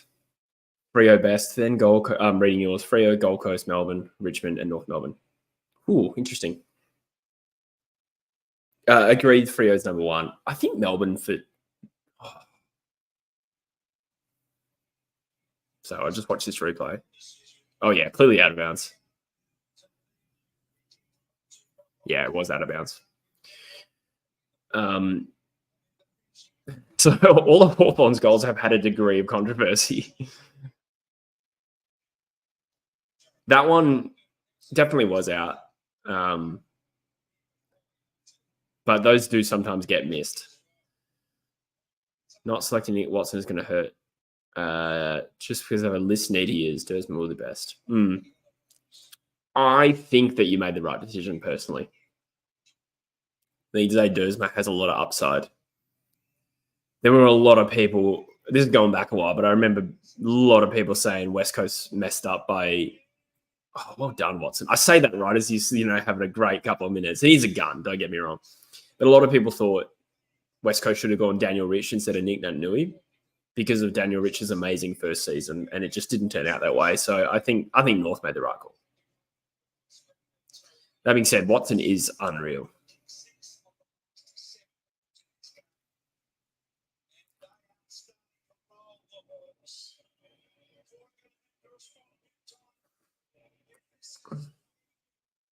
Watson.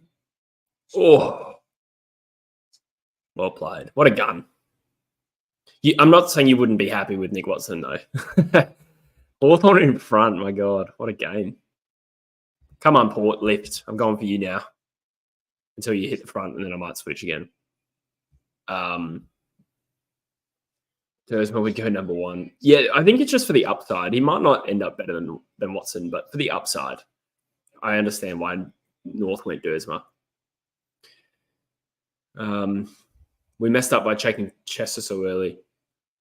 Yeah, it's not looking good at the moment. But, I mean, I'm also trying to think who went after him. Maybe Van Rooyen, but we don't really need a Van Rooyen right now.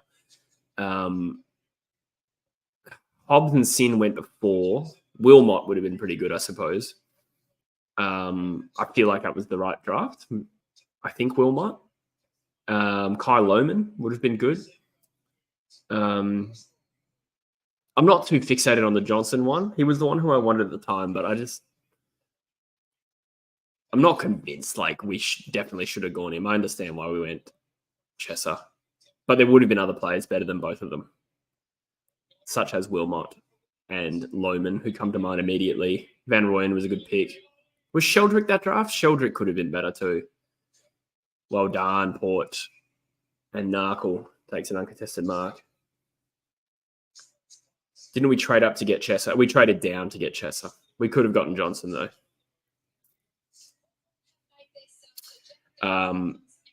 I think, going back to the Max's questions about the wins, the worst win we had was, I don't know, they're all pretty good to some extent. The North one, we didn't play that well and then came home with a wet sail. So from that point of view, you could say, like, I'd say with Gold Coast, it was a little bit gutsier because we just kept keeping pace with them, and then they would stay in front. There were so many opportunities for us to drop our heads. So in that sense, I rate it higher than the North one. The Richmond one probably holds the least value because they finished stone cold last. I'm just separating Gold Coast and Melbourne is tough. It probably is the Gold Coast one, but Melbourne, I just think of Harley Reid's highlights.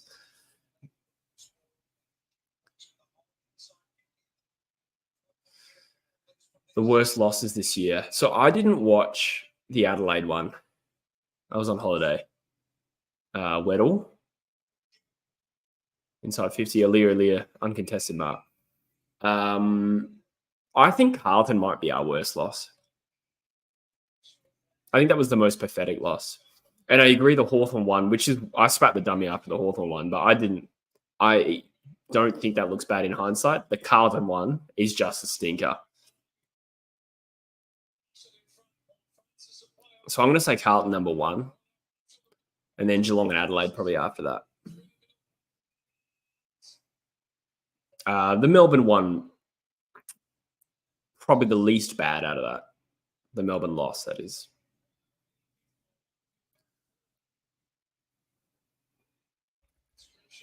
Oh, this is going to the wire, I reckon. The Carlton one legit put me in a bad mood. Yeah, I was just off West Coast for a good week. And I was just like, I don't even care about this last game. The Carlton loss was the worst, in my opinion, having not seen the Adelaide one. North loss was worse. Yeah, maybe. Again, we were pathetic for 3 quarters, yeah. I still think Carlton was worse.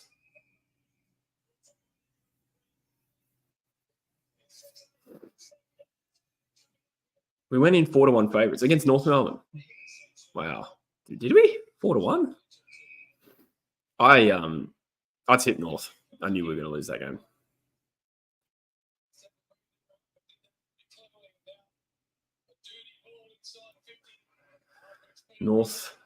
Port with the dirty ball.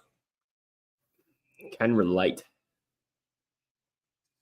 So 2 points the margin. We've got 12.5 remaining in the third. Port Adelaide staring down the barrel, maybe not staring down the barrel, but with a very real possibility of straight sets for the second year in a row. I feel Scully was pissed as well. He said he moved magnets and asked players to do different things. Yeah.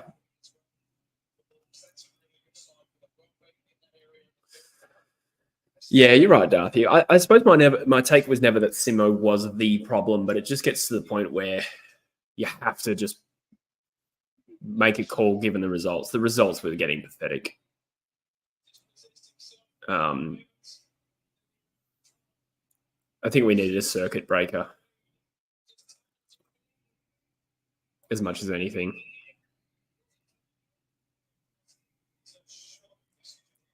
I think we, some rule changes as well didn't help the way our list was composed, was built.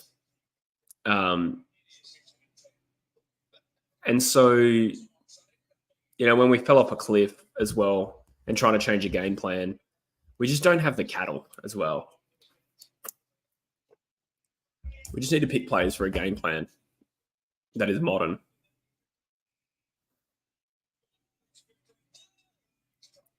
So, I think our lack of outside run, just players who can actually win the footy on the outside, has just been the biggest Achilles heel.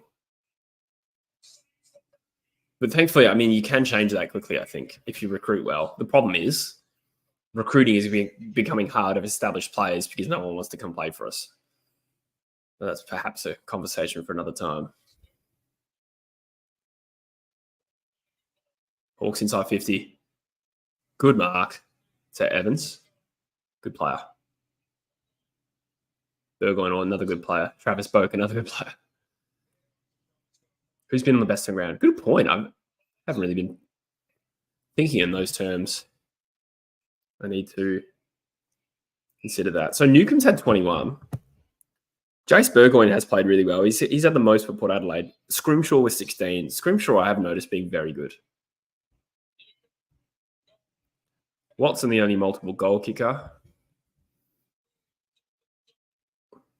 These two teams are always, they've only played in 2 finals, but they've produced 2 good finals, both with 3-point margins. We could see a repeat of that. Hawthorn won both of those. And what was it, 1 point did Hawthorn lose by to Port when they got 7 goals in front? Was it a 1-point loss, 2-point loss? Willie off impact, good point, giggity. That's a good point. Lockie Jones has been good. There's quite a few players. I don't think there's been a standout. I think there's been a number of players playing really well for both teams.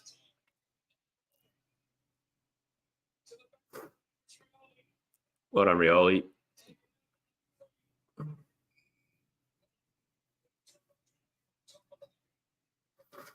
Defensive forward, attacking halfback, fourth genuine win, another ruckman. Yeah, we need someone who can find the footy on the outside, and I'm hoping Liam Baker potentially could do that.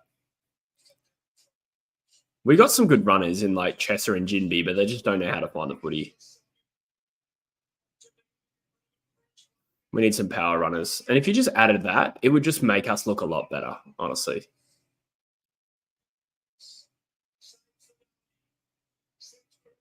Problem is, we're going to have presumably a bit of a shake-up in terms of how we play under a new coach who may or may not be there by the time trade period even arrives. But that would be true anytime you sack your coach.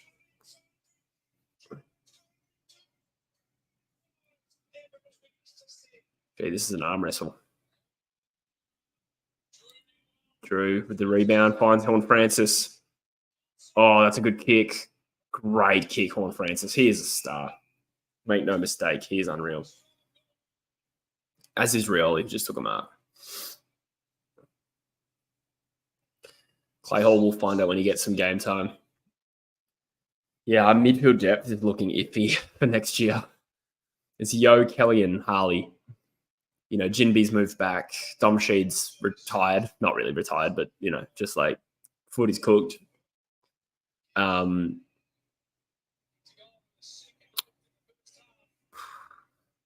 am I missing here? Good goal. Port back in front. Kelly, Yo, and Reed played most of the year. Like, I'm worried what will happen if they miss. Hopefully we can unearth Hutchinson as a genuine midfielder. But until then... Yeah, Curnow was leading the Coleman until round 23. Wait, was he? I thought Hogan hit the front before that. Was he really leading until round 23? Wow.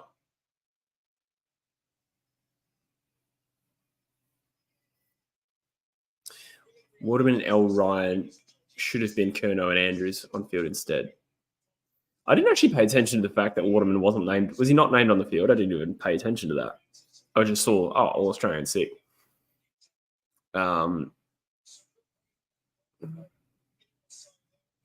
Oh, no, I reread that. You think it should have been Curnow and Andrews instead. That makes more sense because they missed, didn't they? No, I'll stay biased on Jake Waterman. I think he deserved that. Jinby will create magic as a backman. Yeah. I think he will be a very good defender. Very high-level AFL defender. And that's okay. We just need some more midfielders. Start of round 23. Was he really? I thought Hogan led for longer than that. Wow. Flying on ball will help. Just some leg speed. Mind you, Harley, Kelly, and Yo are fairly quick for inside mids.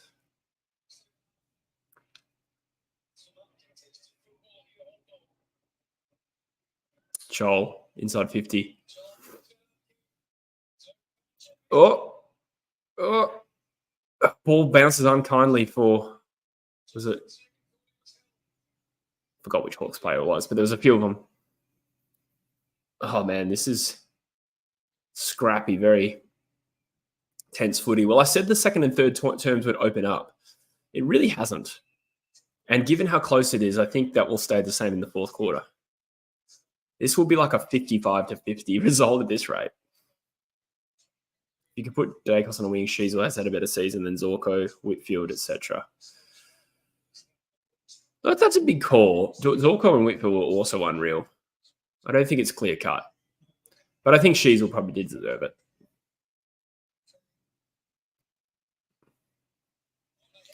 I suppose the next question is who do you replace? So I suppose we're back at square one there. Hang on. Oh, Wines, can you get the ball loose? No, Weddle can. Hardwick, taken out of bounds. Mabior is such a sick name. That's a good point. How good is Star Wars? I watched all 9 movies over the last, 3 months.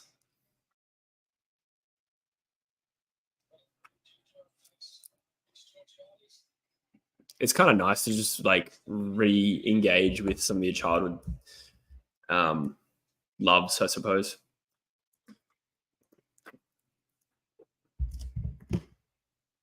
Football is one I have not grown out of. 3 points the margin. Including the sequels, yeah. And I watched half of Rogue One. I got interrupted and never picked it back up. Really into my Boston Legal at the moment. But, yeah, I watched all 9 films.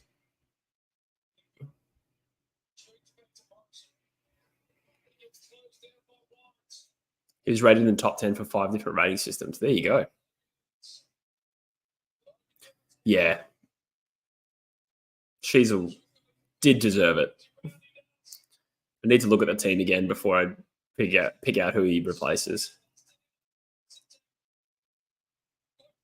Do you reckon there's a bias against him because he's young? They're like, he'll win another one. Maybe. Could be a little bit of a psychological bias there. Every single Star Wars movie is dog shit. Nah, I can't agree with that. I love the Star Wars films. 1 to 6. 7, 8, 9 are weird. They're good, enjoyable films, but when you sit back and think about the story, you're like, oh my God, what is going on here? This is a dog's breakfast. But they are good in a lot of other ways. They make you feel something and it looks amazing. And there's cool moments, but the story does not stack up. That's 7, 8, 9 anyway. Weddle. Yeah, he's a good athlete, isn't he? Good speed, good agility, good endurance. Oh, a little bit high there. Gee, Bergman's a good player. I haven't really noticed Bergman, but he is a gun. Absolute gun. Yep, 3 is probably the best one.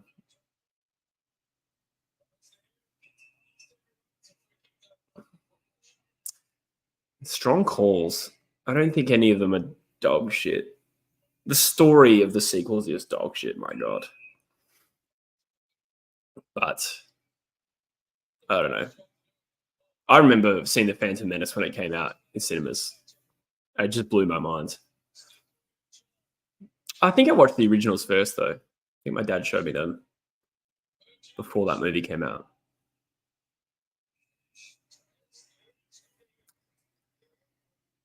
Georgiada's hurt his knee. Shit, he's done an ACL previously, obviously. Return of the Jedi is my favorite, but yeah, Empire is the best. I feel like I was probably a little too young. I did watch the originals, but I think I was a little too young to really appreciate some of those films.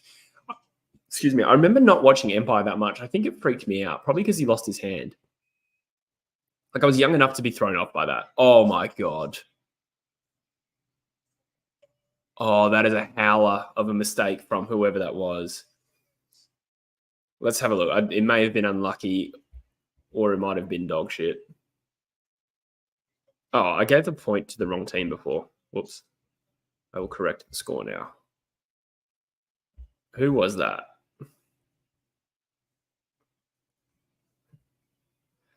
Old enough. I saw Return of the Jedi at the movies. That's awesome. 1983. How did you feel when the prequels came out? Were you super excited? I have gone back and seen like people before and after the Phantom Menace came out. Some people liked it. Oh, brother. Was it Hardwick?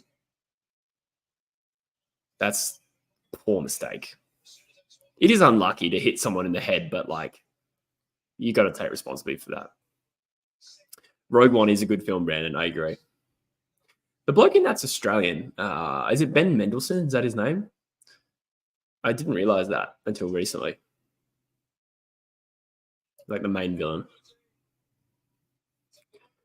Thoughts on the Eagles and Granger Barras? I honestly wouldn't touch Granger Barras personally.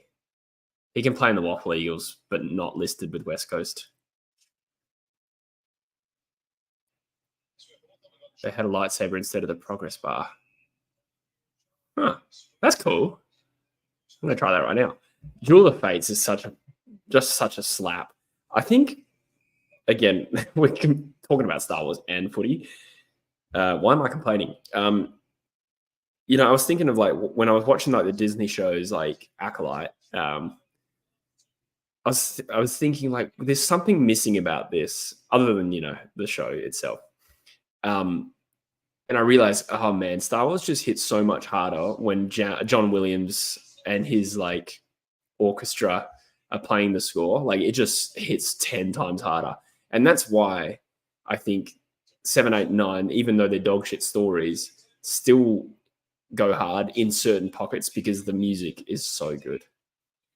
Hawthorn going forward. Duel of Fates. Oh, mine doesn't have a progress bar lightsaber. Probably need to update. It was outrageous. It was unfair. Wait, what? Disney Plus is releasing a new Lego Star Wars show with Darth Jar Jar. Surely not.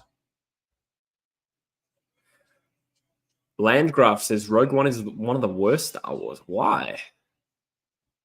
The bar was set too high, probably, yeah. 2003 kid, but Revenge of the Sith is the best movie. Revenge of the Sith slapped hard. Yeah. I remember seeing that in the cinema.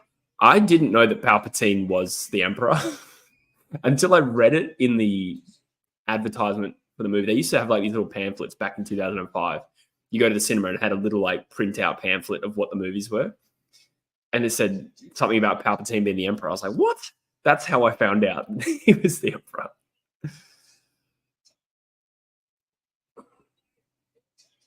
Danny Elfman, Hans Zimmer, and John Williams. Yeah. Can we talk footy? Sorry, yes. Yeah, we can flow in and out, but you're right. We have a hell of a game on our hands. 2 minutes to go. I am now going for Hawthorn to kick a goal. Who cares about final football? We have Star Wars. It always comes back to Star Wars. It really does take up such a big chunk of these live streams. Hey, we always go back to Star Wars at some point. I'm also a bit of a Harry Potter nerd, I'm not going to lie. Just grew up right in that sweet spot, right at the perfect age. I feel like a lot of people either side of my age don't quite get it. If you weren't waiting for each book to come out, you just didn't quite have the same experience. Your cousin's mate worked at Lucasfilm. That's amazing. Hijack stream to talk nerd shit. That is true footy in a nutshell. Did I play Hogwarts Legacy? No, I was. I unfortunately, like, that came out right as I was moving to England, so I sold my console and everything. Harry Potter movies coming out. Do you mean the show, the HBO show? Yeah, I'm keen to see who they cast. Mainly for the adult characters. I'm guessing like the 10-year-olds that are not going to have a profile. I agree. Books over films. Yeah. Hog leg. Sounds so phallic. Do Port hold on from here? I think they do. But I could be wrong. I think they've done a pretty good job of just holding Hawthorn off. Every time Hawthorn have gotten close, Port Adelaide have had a response, and I think they have been the slightly better team. As I say that, Bruce is lining up to bring this. Oh, my stream just died. Great timing. We went to a bit, or nearly 3/4 without it dying. So is that. God damn it. I hope. Surely they wouldn't cast Adam Driver as Snape, but that is the obvious one staring them in the face. God damn it. I don't know what happened to the kick. He kicked it. Hey. Good result. How many goals from frees? Yeah, I don't even know how to get that stat. But. Fan service. Oh, really? Interesting. I'm not an experienced RPG player, so I probably would have loved it. Fan service all the way.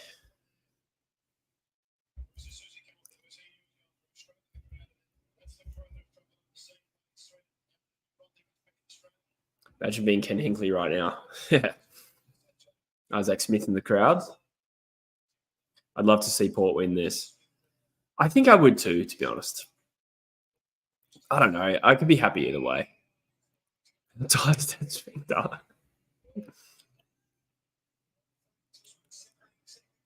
Oh, Horn Francis has taken his time. That's a roost.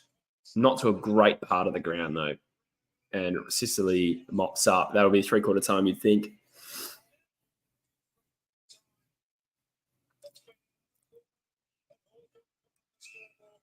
Great quarter. Oh, Hawthorn won the quarter. Yeah, right. What was the halftime margin? In 9 points, I think. Oh, this is a war. When was the last time Port had been in a grand final? 2007. The closest they've got since was 2014. They lost the prelim to Hawthorn by 3 points or something. Oh, no. Well, in 21, they lost the prelim by 2 points, I think, actually. It was against Richmond. So they've gotten close. Played a few prelims. They lost the third prelim by 71 points. Speak more on 07. That was like the first grand final I ever missed. I was in... my family was moving to the Middle East at the time, so we were there, like, scoping it out. And I remember arriving to a friend's place. We had family friends there as well. And it was hard, like, towards the end of the game, and we said, what's the score? And they said, they're getting annihilated by like 100 points. And I was like, okay, that's an exaggeration. It's a grand final. It's not going to be 100 points. And I walked in, and sure enough, it was like 109 points Geelong were up by. I was like, oh my God. Since the quarter is over, what is your favorite genre of music? Deathcore, boy. Interesting. I don't know if I have a favorite genre. I'm pretty basic white boy. I like house music to dance to and listen at the gym. I like a bit of rap and hip hop, but a lot of it is like white guy rap and hip hop. Like, I must admit, I do listen to a fair bit of Drake and Travis Scott. Other than that, favorite bands would be like Tame Impala, Red Hot Chili Peppers. Pretty basic stuff. Look up Young Nut and tell me this guy isn't. I've heard of Young Nut. Such a great name. But let me find his appearance. I hate this. Oh God, I hope this isn't going to stay in my search history. He does look like Darcy Red Jones, yeah. All right, next I'm going to have the CIA knocking on my door. I'm going to open that up. That makes it more suspicious, Darcy, because they'll still be able to tell the fuzz. I'm watching the floor of my very immigrant grandparents' living room while visiting them in Geelong. Then when I went to that crazy street nonsense as a 15-year-old who did not know how to join in, that would have been a cool experience. Triple J persona vibe, yeah. What am I listening to now? I've kind of gotten bored of a lot of. I wonder if I reached that age where I stopped taking in new music. Because I've been going back through like 80s and 90s a little bit lately, and early 2000s. I'll still slap a little bit of Queen on. Robbie Williams fan as well. What's in my playlist that I'm listening to now? Oh, I've started listening to my Miami Horror again. There's a couple of good songs there. That's like 15 years old. Frank Moody is a good underrated UK artist, I think. Bit of Daddy Cool. Death Grips. What is Death Grips? Was playing Butters the right call? Only 12 disposals, not been a factor. I thought he had a little bit of an impact early, but yeah, 12 disposals is not a lot. Mind you, possession counts are down in general. For whatever reason, other than Newcomb and Burgoyne. Oh, hang on, it's refreshed. Burgoyne, the most touches for the Port. Where does he normally play? Is he a wingman or defender?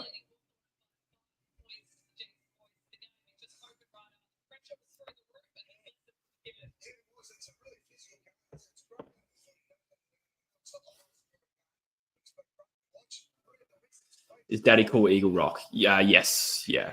Also the Boney M version of the song Daddy Cool. That's also good. But I do love Eagle Rock. I consider that the only Eagle song that matters now.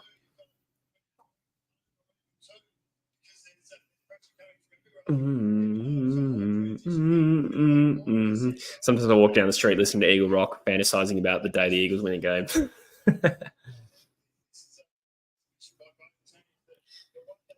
Experimental hip hop group. Experimental hip hop. So they're a group called Death Grips. I'll check them out. I'll just search them and check them out later. Death Grips. Cool. Boney M always felt like a fever dream. Boney M does, yeah, true. It does slap. I do like that sort of like funk era and a bit of Motown. Like that's good stuff as well. Funky tune. Yeah, go on. Power metal. Wind Rose earlier this year and a pack room losing their shit to Diggy Diggy Hole was the best. I don't know what any of those words mean. Make them suffer. Shadow of Intent and Slipknot. Them Changes, Thundercat. What's that? Thundercat did that song that got big on TikTok, didn't they? What's it called? Is it Funny Thing or something like that? I'll save it for later. I don't want to play it on the stream. If you want to take a deep dive down a rabbit hole, check out West African Funk. West African Funk. I will check that out. Scaring the hose. My friends all hate it. Wait, is my friends all hate it part of the song? It's metal if it was played at the Lord of the Rings dwarves. All right. Last quarter starting up. Season over for the loser, as James Brayshaw says. James Brayshaw. 5 points the margin. My friends just don't like it. Yeah, fair.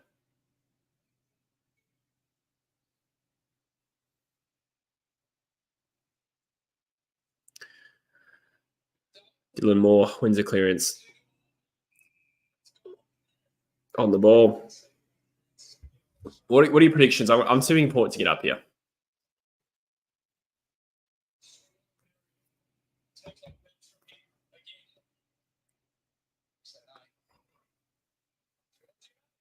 Oh, Drew, great kick, finds Georgiades. So he's all right with his knee. If Port lose, does Hinkley get sacked?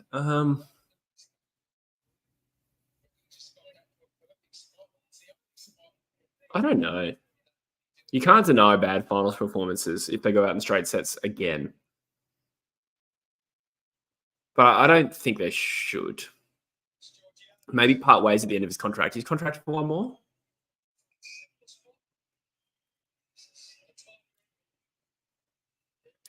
Brandon says Port by 4 points. Georgiades lining up to draw first blood of this final term. Pushed it left. Could be a handy point.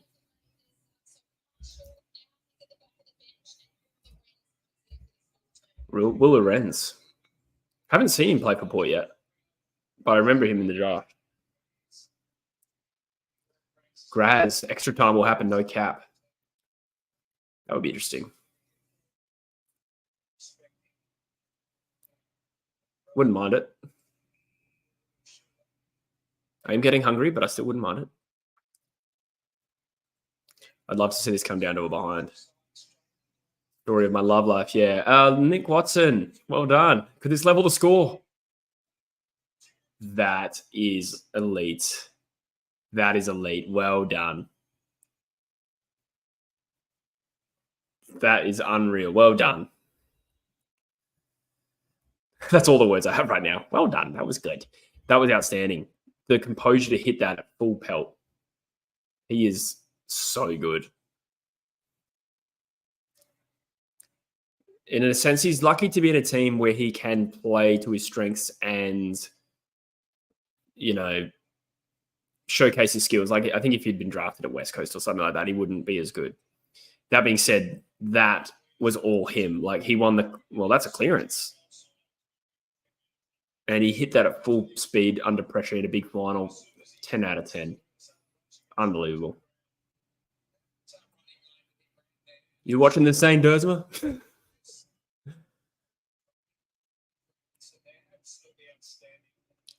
The Wizard nickname. Did he come up with that? Yeah, he did, didn't he? That's a good point. Hogwarts. Can Port respond? Rosie with the clearance there. Finds Rioli. He's good in these moments. As is Georgiades, sort of. He missed the last one, but he's lining up for goal now. What a game. What a game. This has lived up. Jeff Farmer is the wizard. I mean, that's definitely true, but it has been like 20 years now. There's only so many words in English language, otherwise we just run out. The Punisher.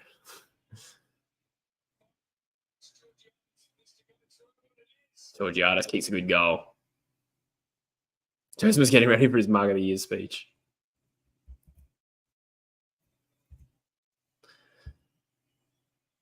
I think Bobby Hill. I did say 55-50 scoreline. So I'm predicting no goals for 17 minutes. I think it will dry up. You know, like it might start frenetic, but I don't think it's going to go goal for the entire last quarter. So I think it'll still be maybe 70 each-ish because they suck eggs.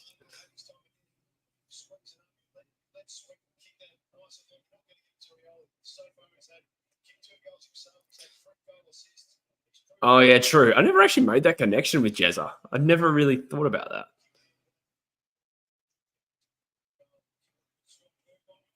One of your old teammates is Wizard. There you go. Was he a Ravenclaw?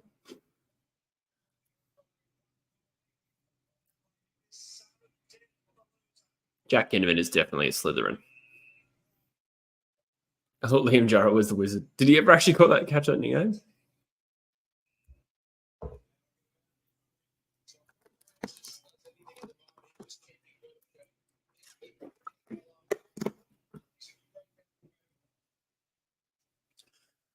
Oh boy.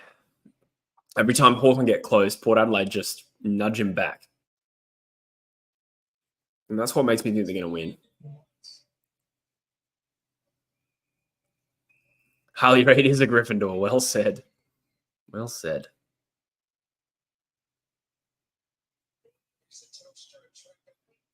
If we start sorting AFL players into houses, that is like the new low point for nerdiness of this channel.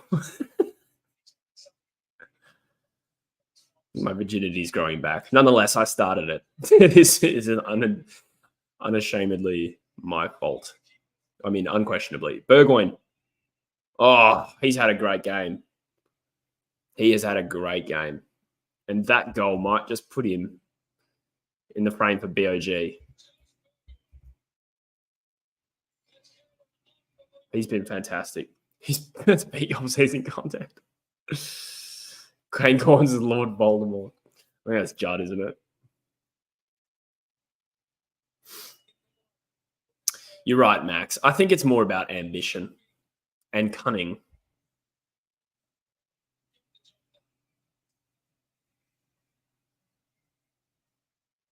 What would Ginnivan be?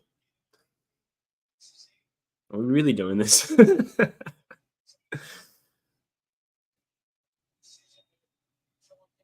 Yeah, no, he's definitely a Slytherin. Who's Snape? Ollie Hollins. Wow, that came quick. It was just a split second. Ollie Hollins is 100% Severus Snape. The CEO Dumbledore. Who would be the Dumbledore of the AFL?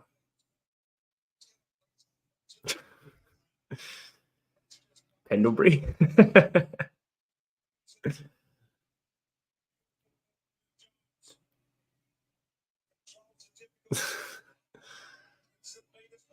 Nick Watson is definitely Flitwick.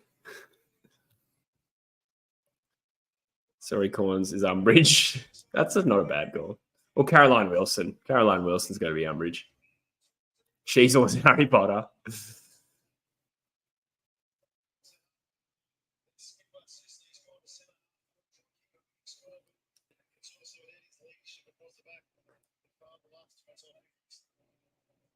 Oh my God, Brandon, that's such a harsh take.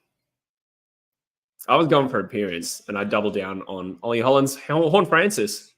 Oh, wow. And in 5 minutes there, Port Adelaide have one hand on this semi-final. Don't ask where their other hand is. That was unbelievable. Surely. Kelly Underwood, I don't know, Rita Skeeter. Jeez, this is going quick. In 5 minutes here, Port Adelaide have put themselves in a commanding position. It's those moments that they've taken that made me think they're going to win this game, other than the 18-point lead. No, Luke, please keep talking about footy. I'm thinking of all the people who are just like never heard of True Footy, clicking on this live stream and being like, yeah, Scott Pendlebury is Albus Dumbledore.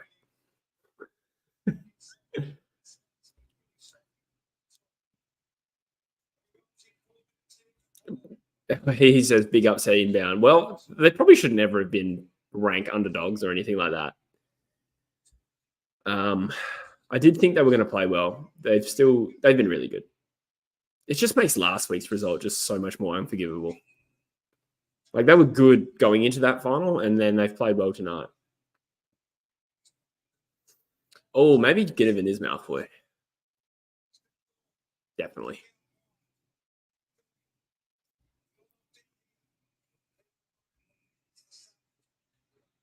Port rolling out an anti-magic field.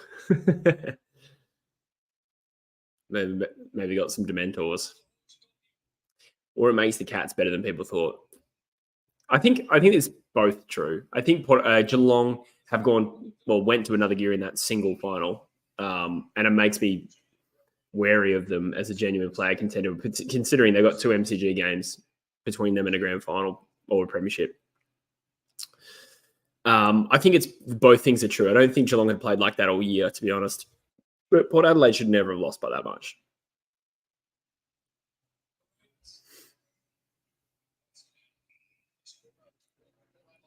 People say anything nice about Chris Scott to avoid saying Geelong on a bad list. That's an interesting take.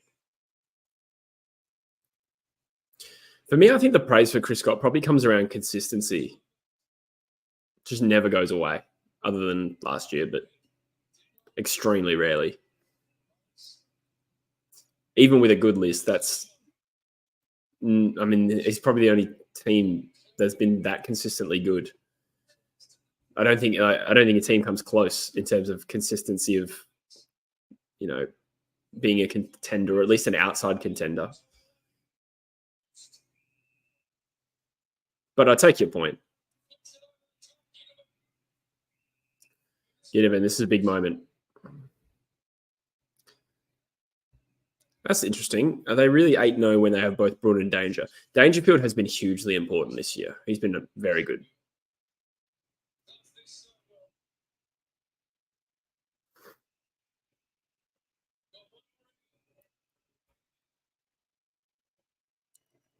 Max Hansen, dig that up for us.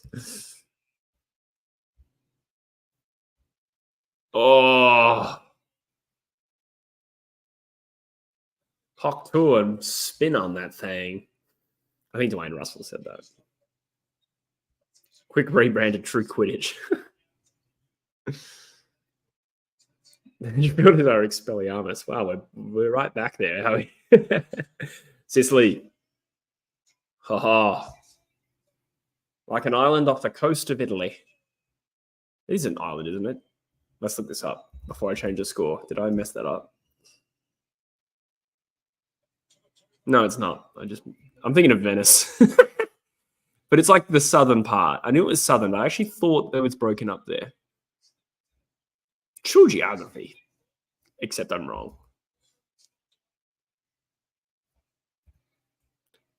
He could not look less Sicilian. Does anyone know if he's actually Italian? It's a remarkably Italian name, but he looks more Northern Italian. True Jedi. Damn. I could probably make so much more money in Star Wars, but the standard is so high because there's so many people who are just so deeply into Star Wars. Like I'm probably more into it than the average fan, but there are leagues to this game. Not that you were seriously suggesting I make Star Wars content, but just as a side note, every time Guinea gets 18 touches, Hawks win. Really? What's he on? I didn't think he had that many. 7.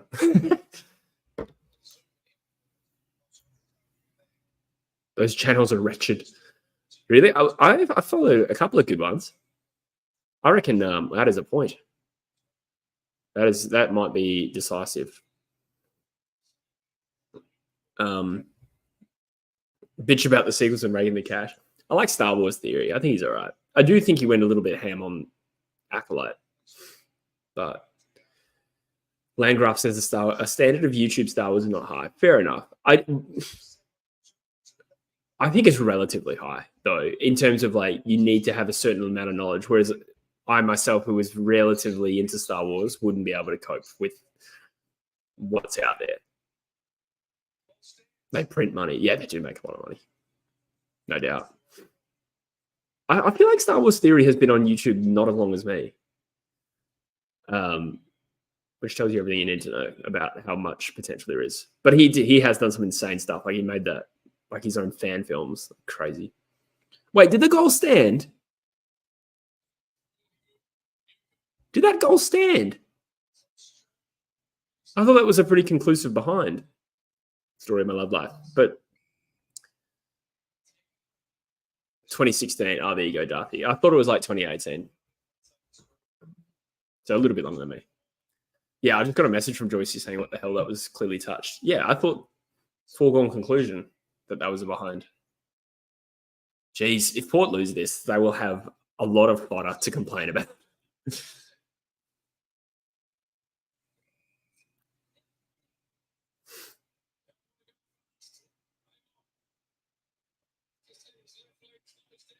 There you go, Darthy. Do you like a Star Wars series? As we don't forget that there's a game on. Narkle, inside 50. No one there. Oh, the bounce nearly went Rioli's way, but not quite. Hardwick does well.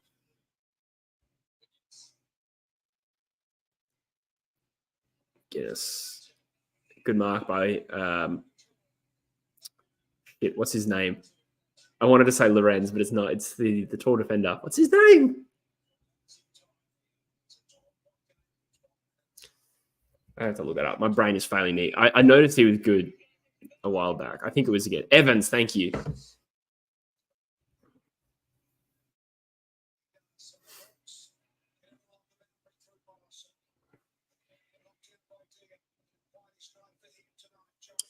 I like his law videos. He can have a tendency to complain, though. Yeah, fair. I think that's a pretty good summary.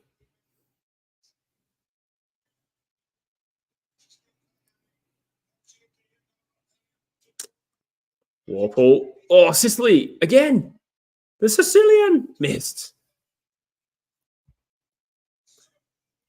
Probably good karma there that he didn't kick that. However, meaningful point.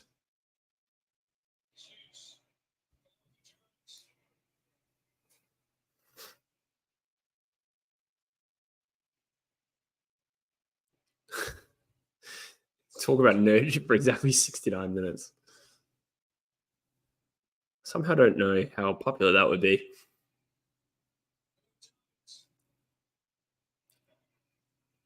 G'day, Pat Kaz. Handy point indeed. Morrison. Oh, there's a player. Good contest. Great kick by Evans. Who is that? Oh, that was a bit of a waffle stomp by Evans. Chat was moving when Potter was mentioned. You're right. I think we flowed nicely in between football and non-football. Ginnivan again. Interesting he found that much space. The Sicilian. Yeah. Why am I going to the Sicilian? It actually takes longer to say than Sicily. Ginnivan's kicked a goal. Wow. Port lose. I'm not sure who they'd be more. Hinkley or the umpires. You really just, yeah, they're going to be pissed if they lose this game narrowly.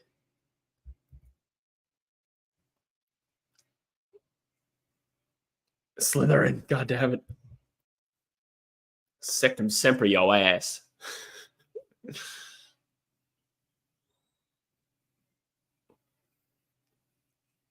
Connor Nash is Seamus Finnegan. What was that to him? Jimmy going hard.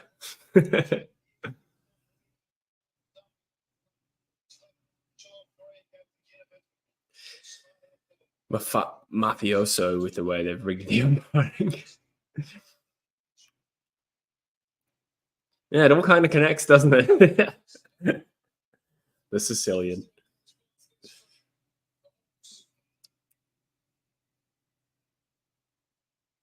If Port lose, I need to listen to the post-game 5AA talk back. Just inject it into my veins. Plenty of time left.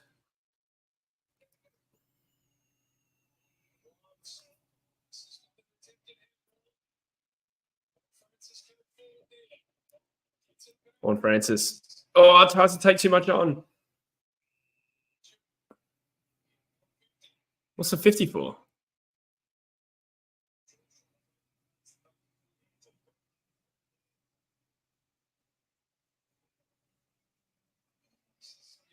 they going to clarify what that was for? Did they not throw the ball back? Oh, the case for Port Adelaide getting pissed off is mounting a little bit.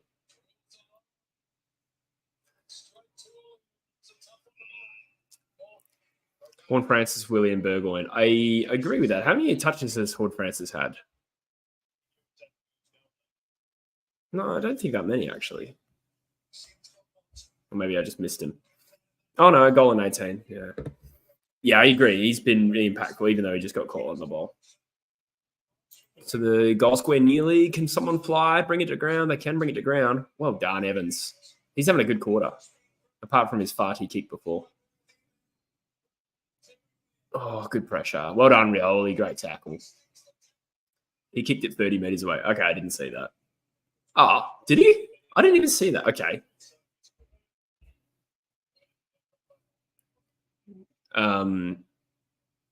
Yeah, fair enough then.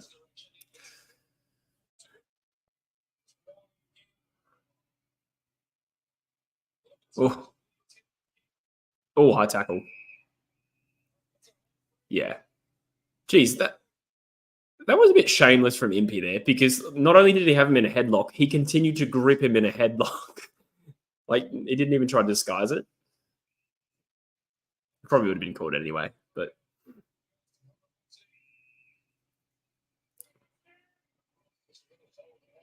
still plenty of time for multiple goals in this game.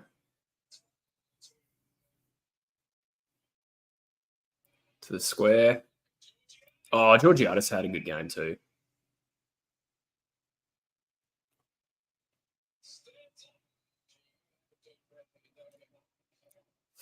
He is covered in blue shit. He looks like a Smurf. But he has had another really good game. Or, I mean, he is another who's had a really good game.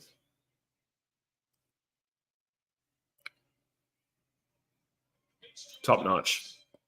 Top draw, sir. Top draw. Would have been their goals all night. They deserve this. I do think they probably have been the better team and, as it currently stands, deserve to win. But still, it's crunch time. They got to hold them off. 3 goals is a big haul from McKee in finals, yeah. Especially relatively low scoring. Or maybe it'll end up being about AFL average, but it's been a war of attrition. I think he's been outstanding. 20 scoring shots to 14 as well.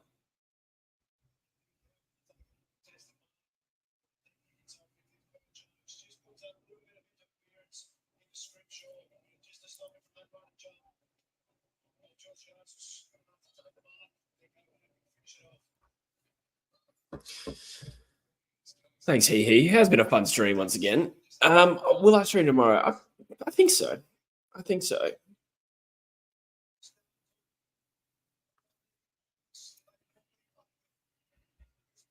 Yeah, I don't see why not. I have enjoyed it. Finals footy is awesome. This is the most I've been able to watch of a final so far. Chol, with a bit of space, a little bit of a bounce. Doesn't look like he knows there's a player close to him. Run too far. That would have been exciting.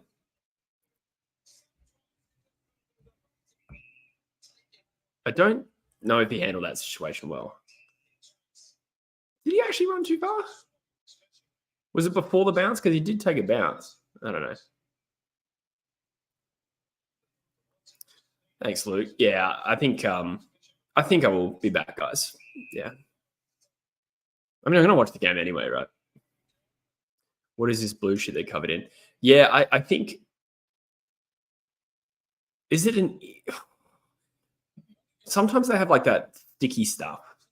I remember a game back in like 2003, seeing it for the first time. Jade Rawlings, when he was playing for Richmond, had like... Or maybe he was a Hawthorn.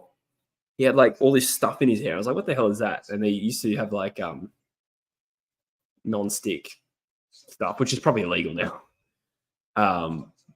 But on Georgiadis, it was all over his arm and then it was all over his leg. Could it be something injury related? Weird. I'm not aware of it if it is. 7 minutes to go. Potentially the end of Hawk ball. Or Powerball. Port Adelaide have been good. They've been tough. They've been resilient. Hawthorn have also challenged them and played really well with a little bit of luck.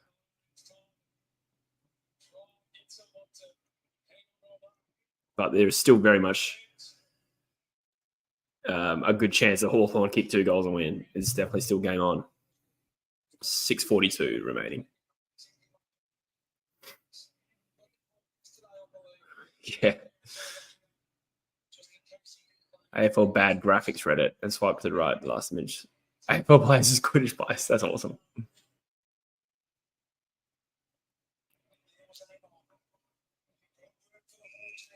Powerball's already trademarked. Damn it.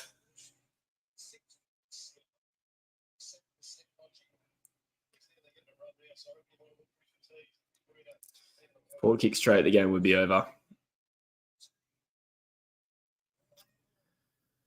Yeah, possibly. I mean, because they only probably needed two missed shots to be goals for this game to be pretty much over at this point. Like if it was 85-64, it'd be just about done, right? Drew wins a clearance. Georgiadis does well. Butters. Oh, slipped over. Opens the door for Warple, who fumbles it. Wines. No one there. Oh, I called. I think I called Impey. No, I called Amon Impey. I think I get them mixed up because they used to both play for Port.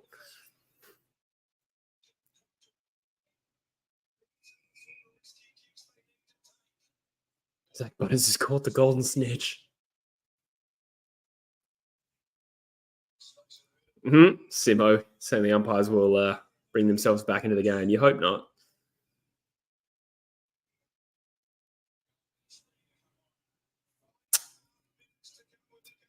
Five minutes to go in one of these two teams' seasons. Sicily playing forward of the ball to get his team back into the game. He's had a couple of moments. He's involved here. Quick hands needed. Oh, just got it ready in time, but good pressure from Port Adelaide. Bergman slaps it out of bounds.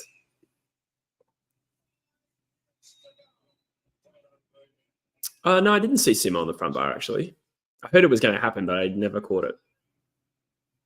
I don't really get the front bar here, so I have to rely on like Instagram or YouTube if anyone.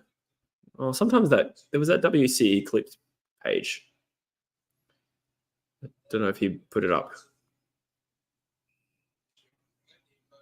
I agree, Jimmy. Put the whistle away.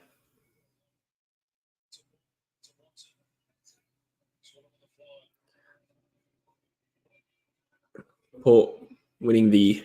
Here we go, McGuinness. Oh, nearly curls into Chol's hands.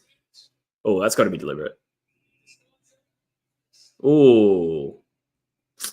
See, I would call that deliberate. I think that's blatantly deliberate. I think that's a missed call. But again, probably just makes up for one. Yeah, WC and Central is great.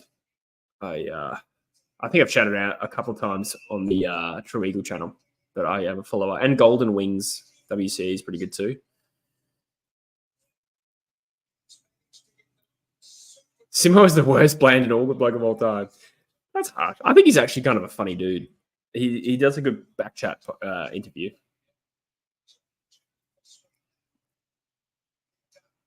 I think he's a bit of a larrikin, actually. Here we go. Dylan Moore. He's pretty much got to kick this.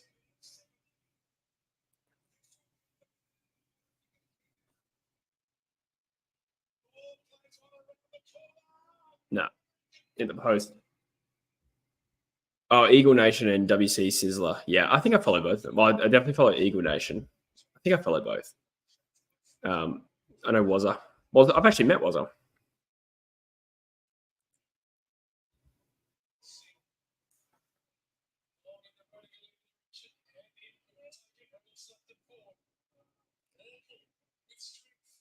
Warple. Oh, see. Okay, at least both of them are probably deliberate, but neither were paid. Footy bits isn't on a higher number than 6.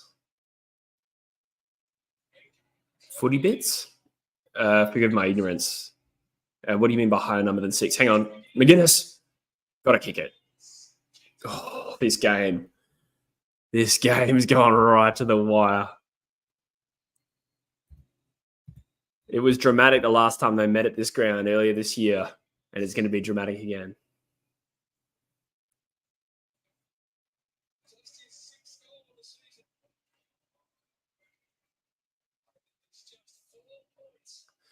Oh, I don't know who Footy Bits is.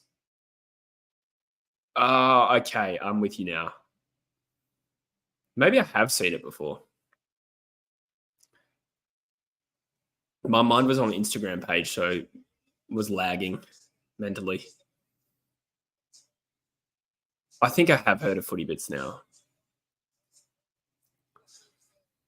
Chench or Sench. I think it's Sench, isn't it? Central.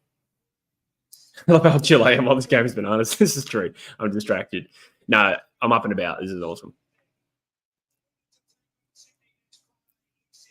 I think I want Port to win, but I think I'll be disappointed either way. I just want everyone to have a good time, man. Port Adelaide, forward. Got to turn it up for the atmosphere, actually.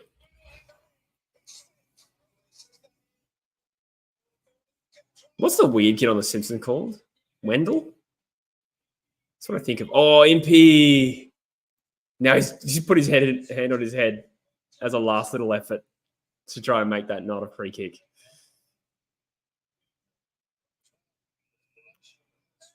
Yeah, I wouldn't touch Footy Classified personally.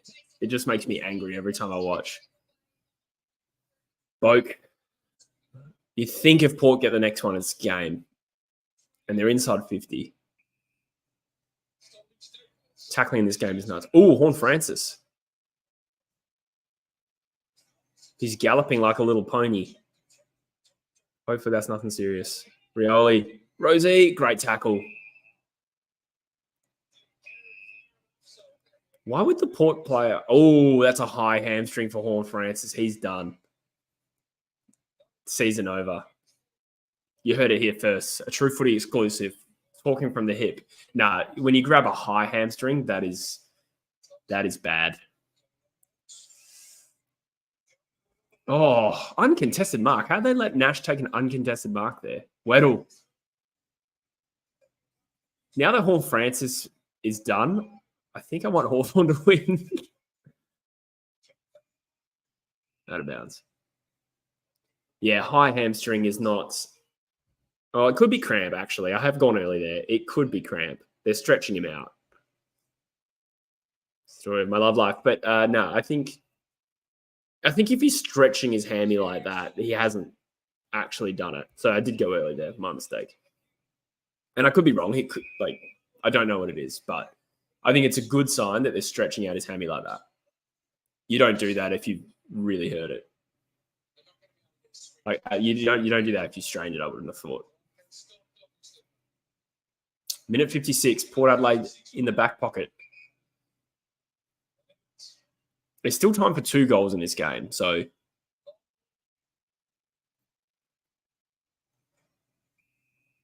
But probably not 3. So if Port get the first one, or the next one, that'll be game, surely.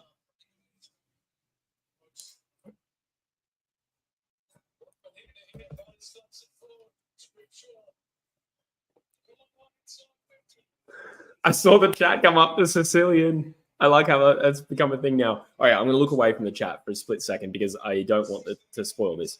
But this will be large. And you feel like Sicily is kind of a clutch player. Now, he did miss one on the run earlier.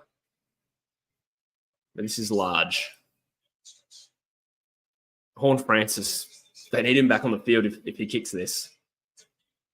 Sicily. Nah, didn't look it off the boot. Hit the post. Oh,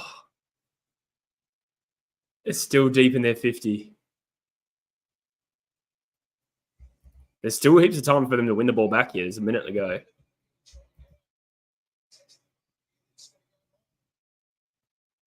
This is large. Yeah, opposite of my love life.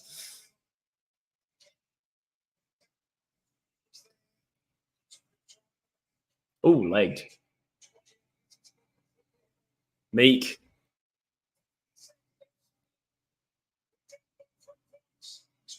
Oh, ball in front. Oh, Radaglia spoils.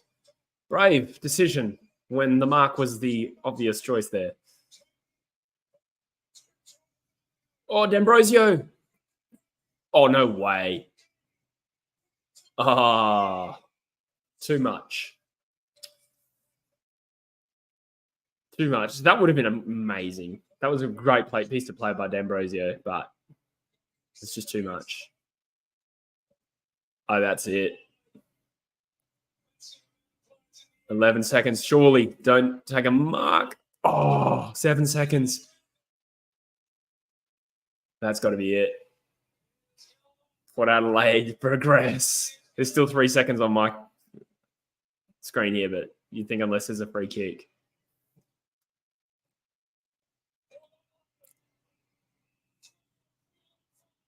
Wow. Well done, Port Adelaide. What a win. They deserve to win. And the shitstorm would have been maximum if they'd lost that because of just a few contentious moments earlier. I don't think it was. It was significant without being massive. Probably could have been the list.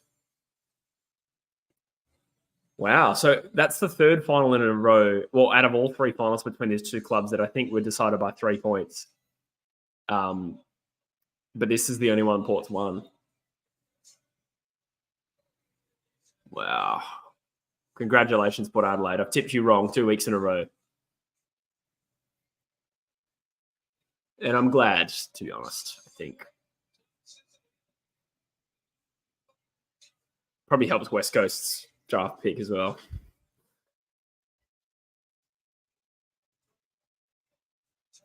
Yeah, well said, Paul. Well done, Hawks. Been an amazing season. Even to get there was out of this world. Well said. 10 more years. Hawthorn had a better four than Ginnivan. They would have won. I kicked a couple of goals. Sydney haven't beaten Port in 7 years. I know. He is Kenner. I like that. That prelim is going to be interesting because Port Adelaide do play Sydney well.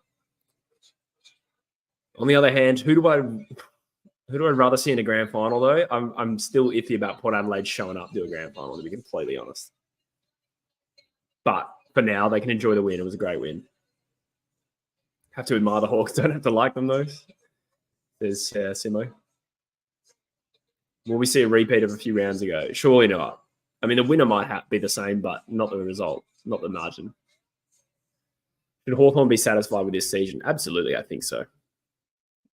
Well, they finished third last year, so. Papa Huggy says we're not winning against Sydney. I'll give him a chance. Tough luck, West Coast. There goes your coach candidate.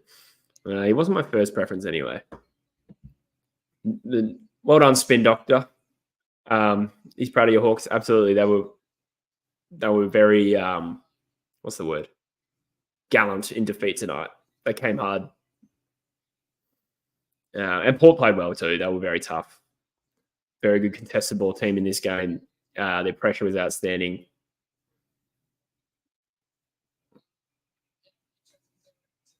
Can we please put to bed that Ken has never had the list to contend? Yeah.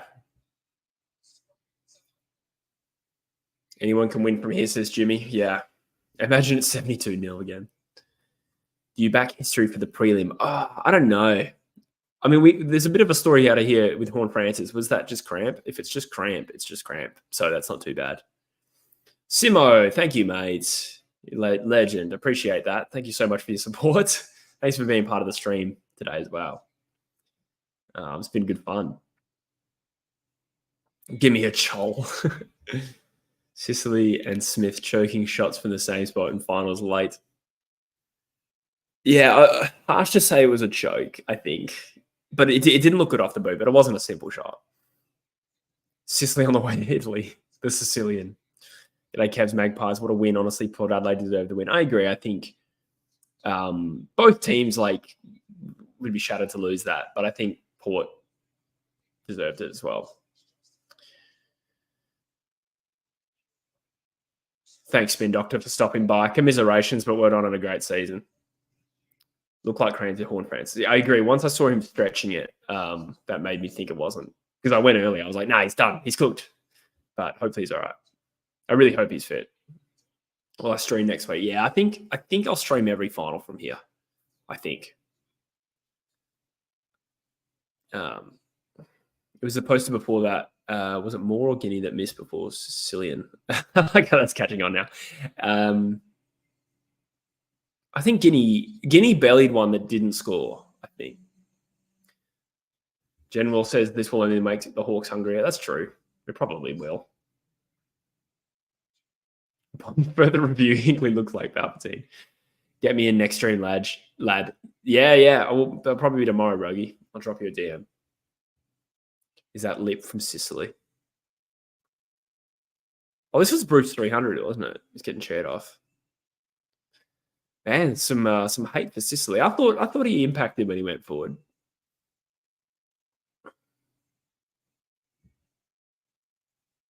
Unless you're referring to him mouthing off. I didn't see that. I was kind of looking at the chat.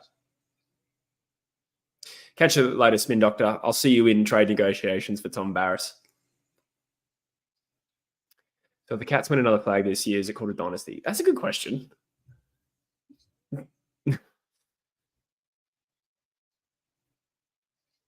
I don't know. It depends how you define dynasty. I mean, the thing is they finished like 13th in the middle year there.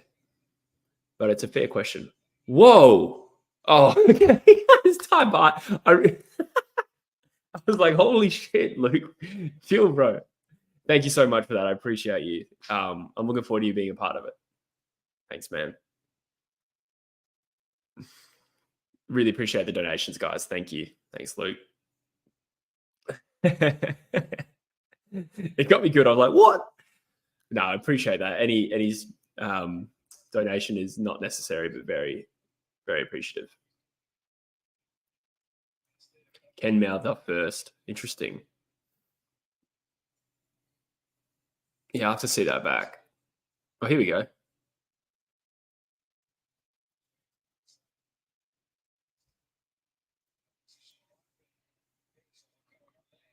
Doesn't look like Hinkley's saying much. A couple of one-word answers. A little bit more now.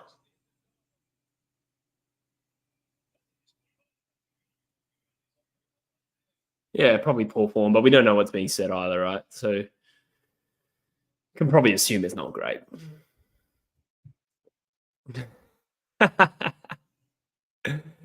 Mate, I would love a flat white. Thank you, Luke. I do appreciate it. I think they're just having a talk. It would be weird to chip out the opposition coach that's just beaten you, I think.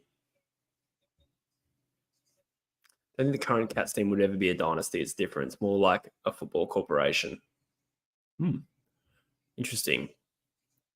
Yeah, it's just like prolonged success, and occasionally they nip up and get one. Mind you, there was a gap between 11 and 22, but I think the fact that they finished 13th in between, but then in 21 they made a prelim, and in 2020 they made a grand final, and in 2019 they made a prelim. So you're looking at a 4-year span there, maybe. Hey, thank you, Rogie. Thank you for your donation, mate. That's very kind. I appreciate it. You guys are funding me. Been funding me in my coffees at the moment. Thank you very much. No need for a coach to be doing that. I suppose it depends who spoke first there, Pat. I don't know. Was it? Could we tell that it was Hinkley first? Because that's also lame. I agreed. See you tomorrow, Darthy. Yes, I'm going to be streaming. I'll commit. It is actually 1:30 max. The clocks fluctuate. I think they're going to go back soon. So that will suck. Cats always win 2 years apart. That's a good point. read the message. Hang on. Get your rat out. No. Can you imagine that? Bring a swift end to my YouTube career. I think if it's a Port Geelong grand final, it's a repeat of 07. I don't want to rain on Port Adelaide's parade. They've just won a semi-final, but I do cringe at the possibility of a Geelong Port grand final. Last time the Cats went back-to-back, 52-53. Wow. Damn. Cool. Thank you, guys. I might call it there. It's been nigh on 3 hours there, and I need to eat. I'm a very hungry man, but this has been awesome. Thank you for being here. Thanks for contributing. It was a lot of fun. It always is. And I appreciate the donations as well. Not necessary, but thank you so much. Start of my OnlyFans career. God, true edge. My God. Thanks, guys. I'll say goodbye for now, but take care, everyone. And I'll see you tomorrow. I'll live stream tomorrow. Catch you later.